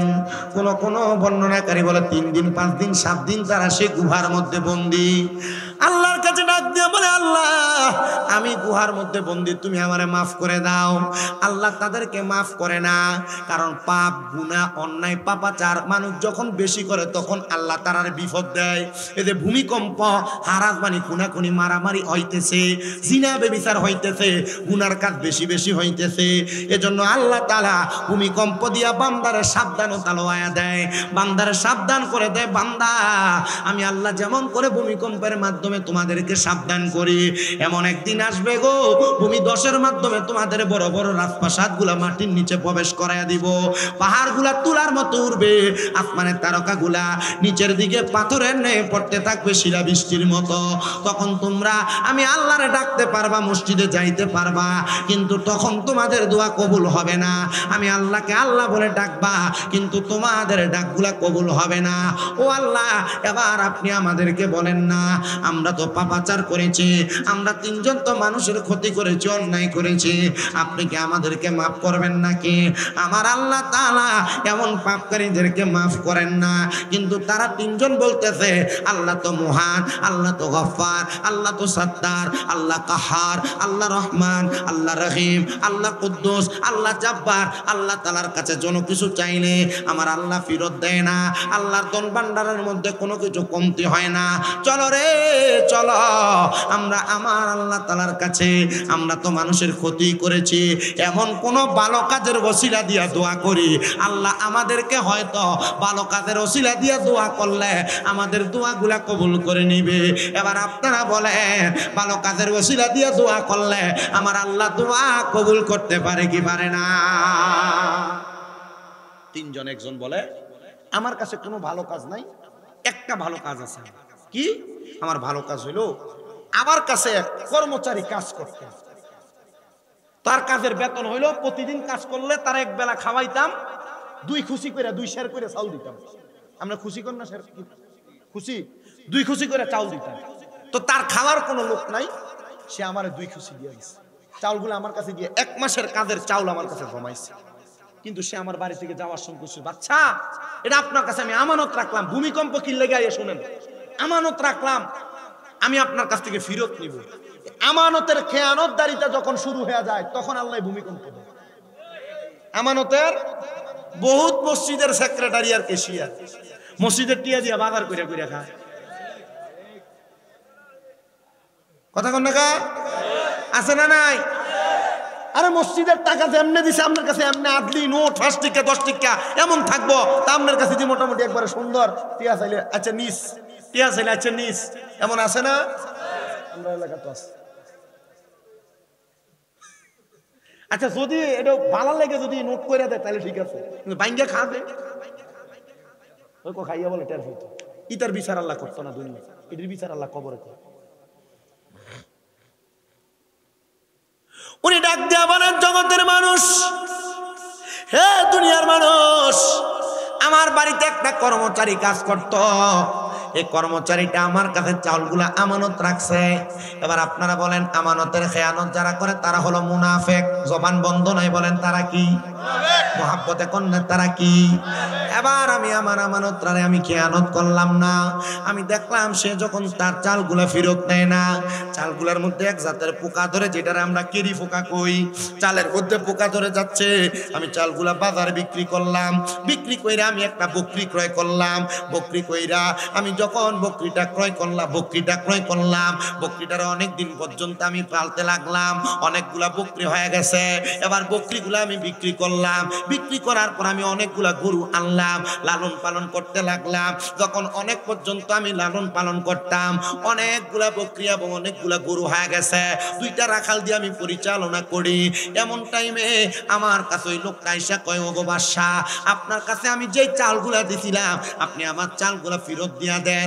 আমি তখন চালগুলা ফেরত না দিয়া আমি তারে বলছিলাম যে গোয়াল ভরা গরু দেখতে পাও, যে বকরি দেখতে পাও, এগুলা সব তোমার, এগুলা তোমার তোমার তোমার তুমি নিয়ে যাও।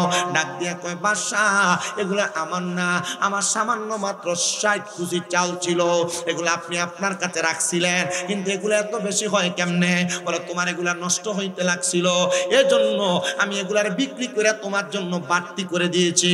তুমি তোমার আমানত নিয়ে যাও, আর তুমি তোমার আমানত নিয়ে বিদায় হয়ে যাও, আমি তোমার আমানত আমার কাছে রাখতে পারবো না। তখন আমার ওই কাজের ব্যক্তি কর্মচারী আল্লাহর কাছে দোয়া করছিল, আল্লাহ আমার বাদশা আমার আমানতকে অধিক পরিমাণ বাড়ায় আমার কাছে দিয়েছে, আল্লাহ গো তুমি বাদশার বালা করো, বালা করো, বালা করো, বালা করো। আর সাদকাতু তারাদ্দু মিনাল বালা, কোন মানুষ যদি সাদকা করে এটা তার মুসিবত কাইটা দেয়, মুসিবত দূর করে দেয়। আল্লাহ তুমি তার এগুলাকে সদকা হিসেবে কবুল কইরা তুমি তারকে মাফ করে দাও। আল্লাহ আমার অন্যায়, আমার পাপ, তবে আমার এই একটা আমানতদারিতা রক্ষার কারণে তুমি আমার এখান থেকে উদ্ধার করো। দোয়া করতে দেরি গুহার মুখ থেকে একটা পাথর আল্লাহ সরাইয়া দিছে। পাথর হইছে কয়টা? 3টা না সরলে বাইরে হওয়া সম্ভব। এবার আরেকজনকে বলে, তুমি দোয়া করো না, কি ভালো কাম আছে যেটার মাধ্যমে তুমি মাপ পাইবা? তিনি বলতেছেন, আমার অন্য কোনো কাজ নাই, আমি জিনা থেকে বেঁচেছিলাম। এ বাবা, যাদের ঘরে স্ত্রী আছে তবু আপনার পরকীয়ার সম্পর্ক, এ পর্দার অন্তরালের মা আপনাদের যাদের স্বামী আছে থাকার পরও আপনার পরপুরুষের সাথে সম্পর্ক, আমি আপনাদেরকে বলি এ জিনা ব্যভিচার যখন বেড়ে যায় এটার কারণে সমাজের মধ্যে নতুন নতুন রোগ আসে, নতুন নতুন ভূমিকম্প আসে। আল্লাহ তাআলা দুনিয়াকে সাবধান করায়া দেয়। এই জন্য জিনা ব্যভিচার থেকে বাইরে থাকবেন। আপনি মনে করতেছেন কোন নারীর সাথে অবৈধ সম্পর্ক এটাই জিনা, আপনি মনে করতেছেন কোন পুরুষের সঙ্গে অবৈধ সম্পর্ক এটাই জিনা, না, জিনা শুধু এটাই না, কোন নারীর দিকে আপনার চোখ দিয়া অবৈধভাবে অথবা বৈধভাবে কোন নারী আপনার গায়রে মাহরাম তার দিকে আপনার চোখ দিয়া তাকাইলে জিনা, চোখ দিয়া চাইলে আপনার বাবি হইলে জিনা হইতো না, মনে হয় না? খালতো বোন মামতো বোন হইলে জেনা হইতো না। ওয়াজ বুঝনের দায়িত্ব আপনারা, করণের দায়িত্ব আমার। বুঝবেন কি বুঝবেন না এটা গত বছরও কিন্তু এই ওয়াজের একটা ধারা আমি করছিলাম, পর্দার মহিলারা। তাইলে ফরনারির দিকে চোখ দিয়ে চাইলে কি হয়? গুনা না কো জেনা, গুণ হইলে মাফ আছে, জেনা হইলে মাফ নেই। কোন পরনারীর সাথে জবান দ্বারা কথা বলা জেনা, জবানের জেনা। কোন নারীর গলার আওয়াজ, গানের আওয়াজ, মুখের কথার আওয়াজ কান দিয়া শোনা, কানের জেনা। গান হননি ফলাইন, কানের জেনা। কোন নারীর সঙ্গে দেখা করার জন্য পাও দিয়া হাইটা হাইটা যাওয়া, পায়ের জেনা। কোন পরনারীরে আপনার লেগে গায়রে মাহারা মুরব্বী কোন তোর বাপের মতো দিয়ে দোয়া করে দেয়, বাপের মতো কি চাইবো দোয়া করে দিলে জিনা, বাপের মতো চলবে না, জেনা যেটা এটা জেনা। কোন পরনারী গায়রে মাহরাম মহিলারে নিজের হাত দ্বারা স্পর্শ করা, হাতের জেনা। চোখের জেনা হয়, মুখের জেনা হয়, কানের জেনা হয়, পায়ের জেনা হয়, হাতের জেনা হয়। এজন্য জেনা করবা না, জেনা থেকে বেঁচে থাকবা। জেনা থেকে বেঁচে থাকলে আমার আল্লাহ তাআলা আপনারে দুনিয়াতে তারাক্কি দান করবে। যখন জেনা ব্যভিচার বেড়ে যাবে, সমাজের মধ্যে বিভ্রান্ত হবে, মারামারি হবে, কাটাকাটি হবে, সমাজের মধ্যে ভূমিকম্পের মতো ভূমিধস হবে, মানুষের সম্পদ, ধন সম্পদ কইমা যাবে। এবার উনি ডাক দিয়ে বলে, আমি আমারে জেনা থেকে বাঁচায়া রাখছি। বলে কেমনে বাঁচায়া রাখছেন? ডাক দিয়া কয়, জগতের মানুষ, আমার একটা চাচাতো বোন বড় সুন্দর, তার চেহারাটা বড় মায়াবী। আমি তারে যখনই দেখতাম আমার মনের মধ্যে টেনশন লাগতো। তারে যদি পাইতাম আমি তার দেহটাকে বুক বিলাস করতাম। আমি চিন্তা করতে লাগলাম কোন মেয়ের ব্যাপারে, কোন মহিলার ব্যাপারে মনে মনে এমন চিন্তা করা আপনার অন্তরের জেনা, অন্তরের জেনা। মেলামেশা করলে যেই গুনাহ, অন্তরে গুনার কথা চিন্তা করাও জেনার গুনাহ। চিন্তা করে দেখো। আমি চিন্তা করতে লাগলাম, এমন একদিন রাত্রবেলা আমার চাচাতো বোন আমার ঘরের দরজায় ডাক দিয়া বলে, ভাইজান মাত্র 200 দিরহামের জন্য আমি মহা মুসিবতের মধ্যে পড়ে গেলাম, আপনি আমার 200 দিরহাম দিয়া সহযোগিতা করেন। আমি আমার বোনকে প্রস্তাব করলাম 200 দিরহাম দিতে পারি একটা বিনিময়, যদি তুমি তোমার দেহটাকে আমাকে ভোগ করতে দাও। তার বেশি প্রয়োজন হওয়ার কারণে সে আমারে এবার তার দিরহামের কথায় রাজি হয়ে গেছে। রাজি হইয়া সে তখন আমার প্রস্তাবটা রাজি হইয়া টাকা নিয়ে চলে গেছে। পরের দিন সে আমার কাছে আসছে, আমি তারে ধাক্কা দিয়ে আমার খাটের উপর ফালাইলাম। তার দেহের উপর যখন আমি আস্তরণ করব, দেহের উপর উপরণ করব, এমন টাইমে আমি দেখলাম তার চোখগুলা বায়া বায়া পানি পড়তেছে। আমি তারে জিগাইলাম, তোমার চোখে কেন পানি দেখা যায়? আমার জবাব দেয়, ভাই আপনি আমার আল্লাহরে ভয় কইরা পারেন না গো, আপনি আমার ইজ্জতটা রক্ষা করতে, আমার সঙ্গে আপনি মেলামেশা না করতে। উনি ডাক দিয়া কয়, আমি তার চোখের পানি দেখে আমার মায়া লাগা গেছে, আমি ফিরে আসলাম। আল্লাহ আমি আর জানা করব না, আমি আর তার কাছে যাব না, আমি তারে চাইরা দিছি গো আল্লাহ। আমার আল্লাহ তাআলা তখন আমার দোয়াটা কবুল করে নিছে। এমন ভাবে কবুল করছে দুনিয়ার মুসলমান, এটার উসিলা দিয়া দোয়া করার কারণে উহার মুখ থেকে আরেকটা পাথর সরে গেছে। কোন সুবহানাল্লাহ। গুনার কাজ ত্যাগ করেন, আপনার বিপদ চলে যাবে। যত বড় বিপদ আছে, গুনার কাজ ত্যাগ করেন, কি চলে যাবে? যত বড় বিপদ। 3 নাম্বার আরেকজন ব্যক্তি, তুমি দোয়া করো তোমার এমন কোন নেক কাজ আছে যেটার উসিলা দিয়া দোয়া করলে আল্লাহ তাআলা মাফ করে দিবে, এখান থেকে উদ্ধার করে দিবে। তিনি ডাক দিয়া কয়, আমার আর কোনো ভালো কাজ নাই, একটা ভালো কাজ আছে। বলে কোন ভালো কাজ? বলে আমার ভালো কাজটা হইল, আমি দুনিয়াতে চলাফেরা করা অবস্থা আমার সম্পদ কম, টাকা কম, ইনকাম কম। আমি 2টা উটনি পালন করতাম, যেটার দুধ দহন করে বাজারে বিক্রি করতাম, আমরাও খাইতাম। আমার ওই উটনিগুলারে দহন কইরাম, যখন আমি দুধগুলো একটা পাত্রতে নিতাম, আগে আমি আমার আম্মারে খাওয়াইতাম, তারপর আমার একটা ছোট বাচ্চা তারে পান করাইতাম, তারপর আমি আমার স্ত্রীরে পান করে আমি পান করতাম। একদিন যখন আমার উটনির দুধ আমি দহন করি, দহন করে আমার আম্মা জানের কাছে যাওয়ার পর আমার আম্মা জান ঘুমায় গেছেন, আমি আমার আম্মা জানকে ঘুম থেকে জাগ্রত করি নাই। এ সন্তান, পিতা মাতার অবাধ্য হইলে আল্লাহ তাআলা বিপদ দেয়। মা বাপের অবাধ্য হইলে আল্লাহ কি দেয়? মা বাপরে বাদ দেন না, খানা দেন না, কিন্তু বউর হরিলে কি সুন্দর আব্বু আম্মু করে ডাক দেয়, আছে না? বউয়ের কথা শুনে আপনি বাইর থেকে আইয়াই মার ধমক দিয়ালান, বাপরে ধমক দিয়ালান। ভাইয়ের বউ আর বউ আমনির বউ ঝগড়া লাগছে, ঝগড়ার পর আপনি কি সুন্দর বাপ মারে উল্টা পাল্টা কইলান, তোমরাই ঝগড়াটি লাগাও, তোমরা থাকতে ঝগড়া লাগা। মা বাপের উপর খবরদারি করা, আঙ্গুল তোলা, গরম ভাষায় কথা বলা, তোমার বিপদটাই কানে, তোমার অভাবটাই কানে, তোমার অসুস্থতাটাই কানে। তুমি কি করবা এটা তোমার বিষয়। তবে যদি তুমি নিজে বিপদ থেকে বাঁচতে চাও, অভাব থেকে বাঁচতে চাও, টেনশন আর মুসিবত রোগ থেকে বাঁচতে চাও, আম্মা আব্বার পায়ে লুটে পড়ো, আম্মা আব্বার কদমে চুমা দাও, আল্লাহর কসম তোমার বিপদ মুসিবত টেনশন অসুস্থতা সব দূর করে দিবে একজন, জোরে বলেন তিনি কে? মা বাবার অবাধ্যতা আপনাকে অসুস্থ বানাবে, আপনাকে অভাবী বানাবে, আপনাকে রোগগ্রস্ত বানাবে, চিন্তাগ্রস্ত টেনশনগ্রস্ত বানাবে। মা বাবার কদমে পড়ে যাও, দেখবা দুনিয়ার সব তোমার ঠিক হয়ে গেছে। তিনি বলেন আমার আম্মা জান যখন ঘুমিয়ে গেছে, আমি আমার দুধটা আমার ছোট বাচ্চাটারে পান করাই নাই, আমি আমার স্ত্রীরে পান করাই নাই, আমি নিজেও পান করি নাই। আমি দাঁড়ায় রইলাম আমার মায়ের পাশে। সকাল হয়ে গেছে, আমার ছোট বাচ্চাটা ওয়া ওয়া করে কান্না করে। আমার আম্মা জান আমার সন্তানের কান্নার আওয়াজ শুনে ঘুম থেকে জাগ্রত হয়ে গেছে। যখন জাগ্রত হয়েছে, আমি আমার আম্মা জানে দুধ পান করাইছি।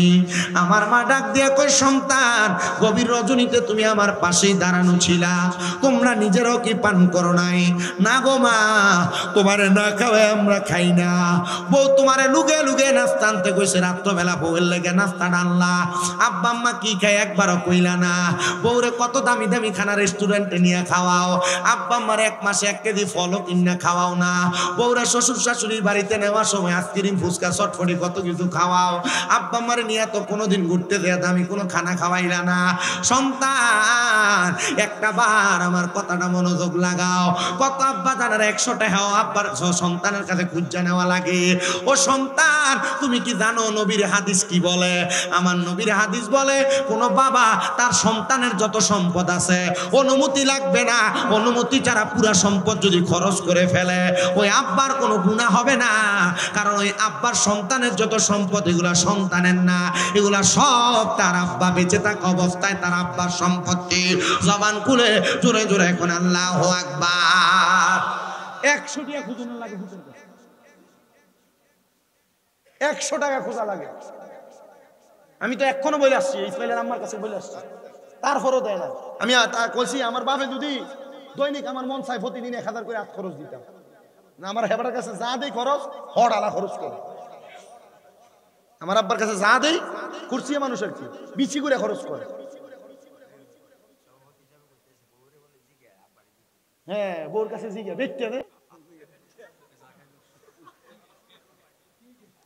যে বেড়ায় বউর কাছে জিগে এরপরে দেয়। আর না না না, জিজ্ঞানার কাহিনী আছে তো, কারণ তেনে কামাই করে না, চুলাটা তার বেটির কাছে বান্ধে, কথা কয় না কা, তার ব্যাংকটা তার বউ।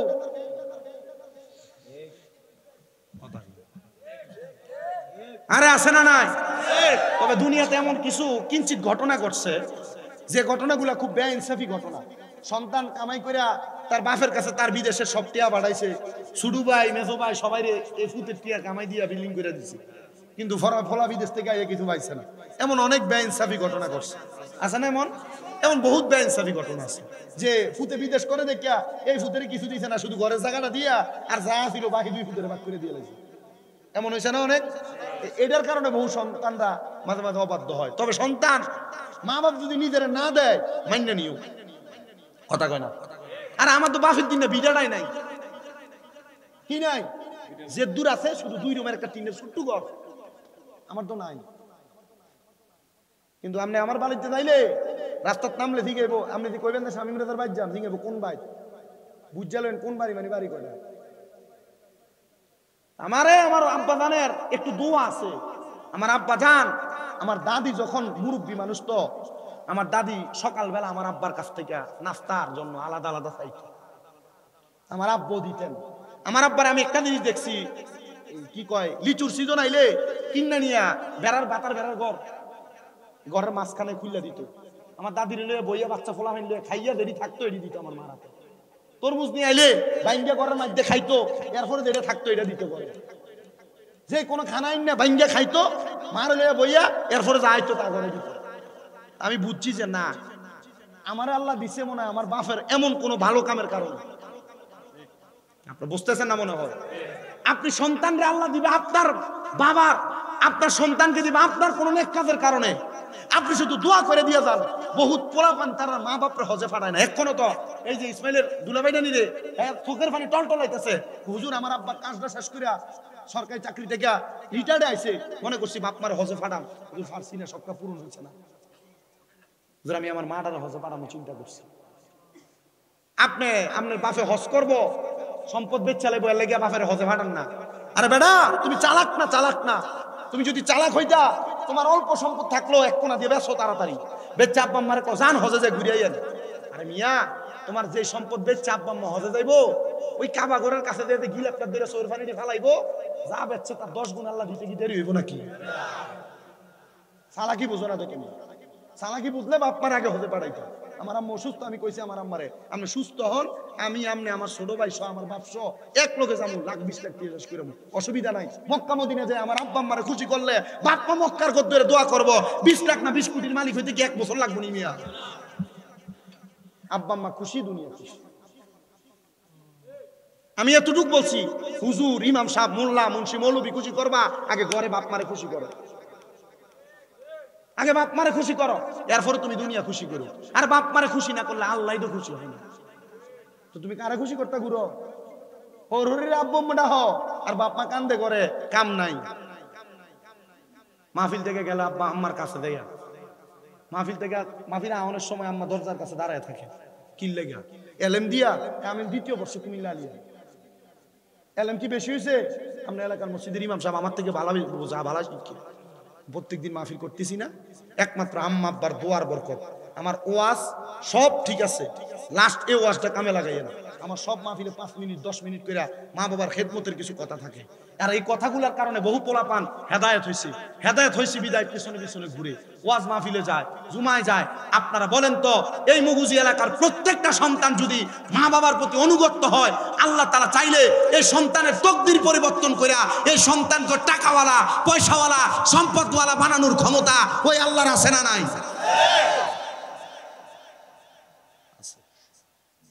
মাহফিল সফল হবে তখন। কালকে যদি শুনেন যে হ্যাঁ শামীম রাজার কথা শুনছে, আমার ফুতে হেদায়েত হয়েছে, আমার ফুতে আমার ফায়া ধরে বাইতে মাপ চাইছে, এই মাহফিল সার্থক। 81-80তম মাহফিল সার্থক হয়ে যাবে। মাপ চাইতে শরম লাগে?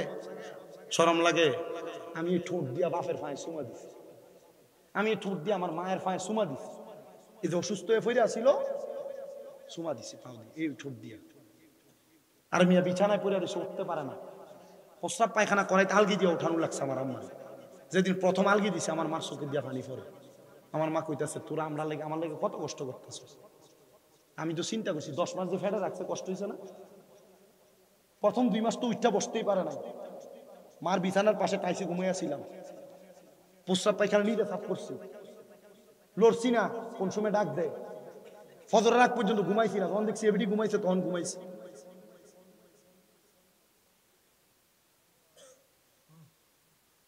আর আপনার আম্মা আব্বা এমনি পড়ে থাকে। আমি আল্লাহর কাছে এখন এই যে মাহফিলে চলে আসি, 2 দিনের জন্য 3 দিনের জন্য চলে আসে আল্লাহর কাছে বারবার কই, আল্লাহ আমি জানি না আমার মার হক আমি আদায় করতে পারছি কিনা, তুমি আমার এটার কারণে বদদোয়া দিও না। আমি আমার মার কাছে আইয়া কই, আম্মা আপনি আমার বদদোয়া দিয়েন না, কোনো কষ্ট হয়নি। বারবার ফোন দিয়ে দিয়ে খাইছেননি, আপনারা মা বাপরে দমকাননি, আমি দমকাই। তবে আমার দমকটা অন্যরকম। আমি আমার মারে দমকাই টাইম মতো খানা খায় না দেখি, আমি আমার মারে ধমকাই টাইম মতো ওষুধ খায় না দেখি, আমি আমার আম্মারে ধমকাই বেশি করে হাঁটে না কেন, আমি আমার আম্মারে ধমকাই টাইম মতো গোসল সবকিছু ঠিক মতো হয় না কেন। আমি আমার কোস্তাদ দিদি গেছি, হুজুর গুণ হইবনি, সে এমন ভাবে দিস যেন কোমলতা থাকে। অসুস্থ মানুষ, সুখ দেখে নাই, সুখে পড়ছে, অসুস্থ হয়ে গেছে। আপনি দেখবেন পৃথিবীর এমন অনেক মা বাবা, অনেক টাকাওয়ালা আছে, টাকার মালিক হয়েছে, অসুস্থ হয়ে গেছে, টাকার মালিক হয়েছে, মরে গেছে, সুখ শান্তি দেখা যাইতে পারে নাই। আপনাদের পায়ে হাত দিয়ে বলি, পায়ে হাত দিয়ে, পায়ে হাত দিয়ে বলি, যা করেন আম্মা আব্বার পায়ের কাছে পড়ে থাকে। আম্মা আব্বার কদমের কাছে কোনো সন্তান ছোট হইলে এই সন্তানকে দামি বানিয়ে দেয় আল্লাহ, এই সন্তানকে দামি বানিয়ে দেয় আল্লাহ। তো উনি বলেন, আমার মা দুধ পান করে দোয়া করছে, আর একটা নিঃশ্বাস ফালাইছিল, আমি এই পানি, এই দুধ তারপর আমার বাচ্চারে খাওয়াইছি, আমার বাচ্চা কান্না বন্ধ করছে, আমার স্ত্রী পান করছে, আমি পান করছি। আল্লাহ, আমার এই একটা দোয়ার কারণে তুমি আমরা এখান থেকে বাঁচিয়ে দাও। আল্লাহ তাআলা এমন ভাবে দোয়া কবুল করছে, আতশ সরাই দিচ্ছে। তিনজন ওই গুহার মুখে সেজদা দিয়ে আল্লাহর কাছে কাঁদছে, আল্লাহ যদি তুমি তিনটা বালা কাজের কারণে আমাদেরকে গুহার মৃত্যুর মুখ থেকে বাঁচাইতে পারো, আল্লাহ আমাদের বিশ্বাস, আমাদের সারাটা জীবন যদি ভালো ভালো কাজ থাকে, আল্লাহ তুমি আমাদের মাফ করে দিবা। এই মুগুজির মানুষ, এই যে এলাকার ভিতরে মুগুজি মধ্যম পাড়া ফোরকানিয়া মাদ্রাসাটা করছেন, বালা কাম না খারাপ কাম? এই যে এটা করে ফালাই রাখছেন, বালা কাম না খারাপ কাম? আরে দেলোয়ার হুজুর যে আপনার কাছে এমনি চাইছে, আমার কাছে শরম লাগছে। আমি আইতে দেখছি মুগুজি বাজার থেকে ঢুকনের পরে যে ইন্ডিয়া ডাইনে চাইলেও বিল্ডিং, বামে চাইলেও বিল্ডিং, টাকা চাওয়া লাগে আপনাদের কাছে? চাওয়ার দরকার নেই। আমি আমার সোহেল ভাইয়ের কাছে একটা আবদার জানাইছি, এটা উনি বলবেন। শুধু আমি 5 জন মানুষ চাই যারা কইবেন যে হুজুর আমি 10,000 টাকা কইরা। গাউসুল আজম জিলানী অলিদের অলি যিনি, গাউসুল আজম জিলানী বাগদাদে জন্ম কুতুবে রাব্বানী, গাউস বাগদাদে জন্ম কুতুবে, বংশ তোমার হাসান হুসাইনি, আরে তুমি হইলাম ফাতেমার নয়নের মনি, দয়ার নজর দাও গো আমায় ও গো গাউসে সামদানি, বাগদাদে জন্ম কুতুবে রাব্বানী।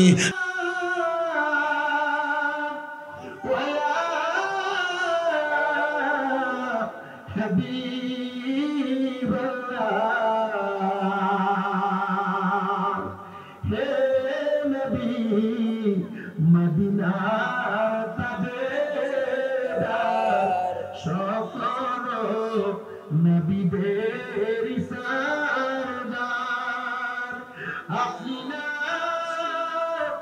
এলে দুনিয়ায় আধারে রবিত সবাই, ইয়া নবী সালাম আলাইকা, ইয়া রাসূল সালাম আলাইকা, ইয়া হাবিব সালাম আলাইকা, সালাওয়াতুল্লাহ আলাইকা, শাফিউল মুযনিবিন,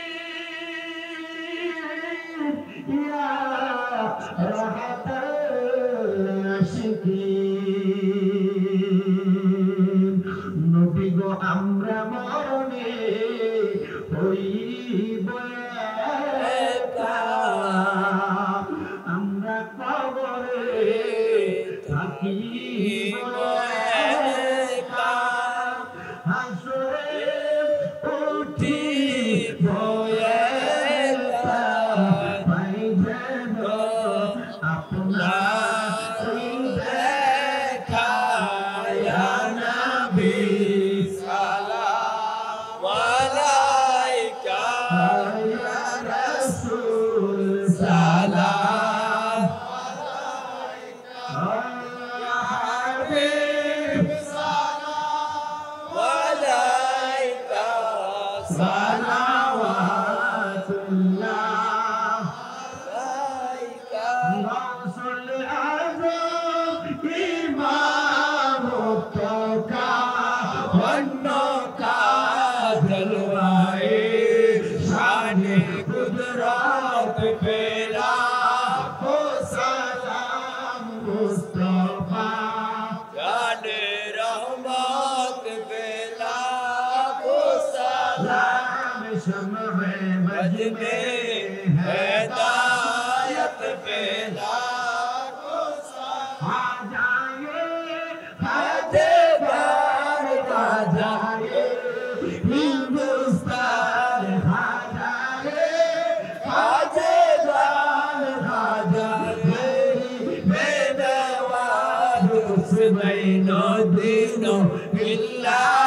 पे लाखों सलाम मुस्तफा शाने रहमत पे लाखों सलाम शम्ह बज में हिदायत पे लाखों सलाम मुर्शिदी जागती रो मुर्शिद इमामे आहले सुन्नत पे लाखों सलाम मुस्तफा जाने रहमत पे लाखों सलाम शम्ह बज में हिदायत पे लाखों सलाम या पक पंगतन लाखों सलाम या पक पंगतन लाखों सलाम या पक पंगतन लाखों सलाम या पक पंगतन लाखों सलाम या हसन शाह हुसैन लाखों सलाम या हसन शाह हुसैन लाखों सलाम अस्सलाम है नूर चश्मे अंबिया अस्सलाम है शाहिया बलवनुना बिकमालिही अशरफत तुजा बिजमाली हिदर निशाना ওরে মাঝি ভান্ডারে উঠেছে তাও হিদের নিশানা ওরে ঘুমায়ও না মায়ার ঘুমে আখের জামানা আখেরি জামানা ওরে খেদমতে গো ইলে দাখিল এলমেলাদুন হবে হাসিল ওরে দুষ্ট দুশ্মন সমান হবে কিসের ভাবনা ওরে দুষ্ট দুশ্মন সমান হবে কিসের ভাবনা আরে ঘুমায়ও না মায়ার ঘুমে আখের জামানা আখেরি জামানা আরে মাঝি ভান্ডারে উঠেছে তাওহীদের নিশানা আরে মাঝি ভান্ডারে উঠেছে তাওহীদের নিশানা ঘুমায়ও না মায়ার ঘুমে আখের জামানা আখেরি জামানা আল্লাহ কবুল করুক আমিন আমার মরা লাশের লাইগা মসজিদের পাশে আমার কবর দিও কইরায় আমার জায়গা হবে নি এটা আমার নিজের লেখা একটু মহাব্বতে পড়েন আমার কাছে আবদা দুই তিনজনে কইলে আইতে একটু মহাব্বতে পড়েন আমার জায়গা হবে নি আমার মরা লাশের লাইগা মসজিদের পাশে আমার কবর দিও কইরায় আমার জায়গা হবে নি জগৎবাসী রে আমি তোমরার ছেলে সন্তান কয়দিনের লাগিয়া মরার পরে সবাই আমায় যাবে রে বলিয়া কষ্ট হইল 3.5 হাত কষ্ট হইলে 3.5 হাত মাটি দিও খুইরায় আমার জায়গা হবে নি আমার জায়গা হবে নি আমার মরা লাশের লাইগা মসজিদের পাশে আমার মসজিদের পাশে আমার কবর দিও কইরায় আমার জায়গা হবে নি জগৎবাসী রে আমি যেদিন যাব মারা দুনিয়া সারিয়া ভাই বন্ধু আত্মীয় স্বজন যাবে রে ভুলিয়া তোমরা রে ছোট ছোট মাসুম বাচ্চারা পর্দার অন্তরালের আমার কত মা বোনেরা আল্লাহ জীবনের গুনার কথা স্মরণ কইরা দুইটা হাত বাড়াইছে গো আল্লাহ যার হাতটা তোমার দরবারে মায়া লাগে পছন্দ হয় ওই হাতের উসিলায় আমরা প্রত্যেকের জীবনের গুনাহ তুমি আল্লাহ ক্ষমা কইরা দাও আল্লাহ তুমি যদি আমরারে মাফ কইরা দাও আল্লাহ কারোর কাছে জবাবদিহিতা করা লাগবে না যদি রহমত দিয়া ভরপুর কইরা দাও আল্লাহ তোমার রহমতের কোনো কমতি হবে না গো আল্লাহ তোমার রহমানুর রহিম নামের খাতিরে আমরার জীবনের গুনাহ মাফ কইরা আমরারে বেগুনাহ মাসুম বান্দা বানায়া দাও এরে আমার এই মুগুজি এবং আশেপাশে এলাকার মা বোনেরা গো কি গো মা মাইকের আওয়াজ তোমাদের কানে যায়নি গো মুনাজাত হইতেছে গো মা আমার আল্লাহর দরবারে আমিন আমিন করে দুইটা হাত বাড়াইয়া দাও মা। আমাদের বিশ্বাস আছে গো মা, আমার আল্লাহ একটা হাতও খালি ফিরিয়া দিবে না। আল্লাহ আজকের জান্নাতের বাগান মাহফিলের মধ্যে অনেক সন্তানেরা হাত বাড়াইছে, আল্লাহ তাদের জগতের মধ্যে আব্বা নাই। অনেকে হাত বাড়াইছে যাদের দুনিয়াতে আম্মা নাই। বাবুদো যেই বাবা রিক্সা চালাইয়া মাটি কাইটা মাথার গাম পায়ে ফালাইয়া পরের বাড়িতে বদলার কাম কইরা সন্তানরা মানুষের মতো মানুষ করার জন্য আব্বা বড় কষ্ট করছে, এমন আব্বা তাদের কবরে আল্লাহ আব্বার কবর জান্নাতের বাগান বানায়া দাও। আল্লাহ কত মানুষ হাত বাড়াইছে তাদের দুনিয়াতে মা নাই, যে মা 10 মাস 10 দিন গর্ভে ধারণ করে সন্তানের প্রসব বেদনা সহ্য করতে মার বড় কষ্ট হয়েছে। আল্লাহ যাদের এমন মা কবরে, আমার কবর জান্নাতের বাগান বানিয়ে দাও। আল্লাহ অনেকে আছে মাও নাই বাবাও নাই, একবার এতিম গো আল্লাহ, তাদের আম্মায় আব্বার কবরে আর আযাবে দিও না, মরিয়া গিয়াছেন আল্লাহ। আল্লাহ যারার মা বাপ মাফ করিয়া দেন না গো আল্লাহ কবরের আযাব। আল্লাহ যাদের মা বাবা কবরে, আম্মা আব্বার কবর নাজাতের ফয়সালা করো। যাদের মা বাবা বেঁচে আছে হায়াতে তৈয়বা নসিব করে দাও। আল্লাহ বিশেষ করে আমার সোহেল ভাই, আমার জনাব মাসুদ পারভেজ ভাই, আমার সাইফুল ভাই, আমার জুগল ভাই, তারা সহ যারা মসজিদের ওযুখানার জন্য দান করেছে 10,000, 5,000, 2,000, 1,000, 1 টাকা পর্যন্ত, আল্লাহ প্রত্যেকের দানগুলা কবুল ও মঞ্জুর করে নাও। আল্লাহ বিশেষ করে একজন ভাই জানে আমার ভাই সোহেল ভাইয়ের আম্মা আব্বা দুইজনের কবরের সামনে, উনি ওনার আম্মা আব্বার জন্য দোয়া চাই, তাদেরকে তুমি মাফ করে দাও। আমার এই ভাই যেন দোয়া চাইছে মাসুদ পারভেজ ভাই, আল্লাহ আমার ভাই যেন দোয়া কবুল করে নাও। বিশেষ করে আমার এই মুরব্বী আব্বা জাহাঙ্গীর সাহেব দোয়া চাইছে ওনার সন্তানদের জন্য, আল্লাহ ওনার দোয়া তুমি কবুল ও মঞ্জুর করো। কুলসুম আক্তারের জন্য দোয়া চাইছে, অসুস্থ মানুষ তারা শেফা দান করো। রুজিনা বেগমের জন্য দোয়া চাই, তারাও তুমি কবুল ও মঞ্জুর করো।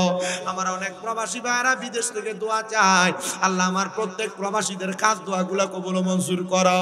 প্রবাসীদের ব্যবসা বাণিজ্য কাজ কর্মে চাকরি বাকরিতে বরকত দাও। আল্লাহ অনেকে পড়ালেখা করে বিদ্যা বুদ্ধি বাড়াইয়া দাও, মানে সম্মান ইজ্জতে জিন্দেগি নসিব করে দাও। আল্লাহ বিশেষ করে আমার ইসমাইলের আম্মা অসুস্থ, ওনার জন্য দোয়া চাওয়া হয়েছে, আল্লাহ ওনারে তুমি শেফা আদেলা কামেলা নসিব করো।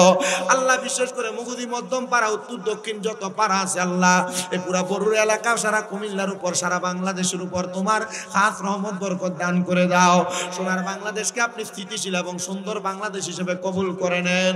আল্লাহ বিশেষ করে আমার একজন ভক্তের জামাতা ফাতেমা বেগমের জামাই মাসুদ মিয়া, উনি অসুস্থ অবস্থায় দুবাই আছে, ওনাকে শেফা দান করে দেন। আল্লাহ খাসুল খাস ভাবে আপনার কাছে মাপ চাই। আমার আম্মা যেন অসুস্থ, আমার আম্মা জানকে আপনি পরিপূর্ণ সুস্থতার নিয়ামত নসিব করে দেন রাব্বুল আলামিন। আমরা যারা হাত বাড়াইলাম আমাদের প্রত্যেকের ব্যবসা বাণিজ্য কাজ কর্মে চাকরিতে পড়ালেখায় বিদ্যা বুদ্ধি বাড়ান, অভাব থাকলে দূর করেন, টেনশন থাকলে মুসিবত থাকলে দূর করে দেন। মরণের আগে বারবার মক্কা মদিনা তাওয়াফ জিয়ারত নসিব করায়া আমাদের প্রত্যেকের হক্কানি রাব্বানি পীর মাশায়েখের জবানের সাথে জবান মিলায়া পড়ায়া দিয়েন লা ইলাহা ইল্লাল্লাহু মুহাম্মাদুর রাসূলুল্লাহ সাল্লাল্লাহু আলাইহি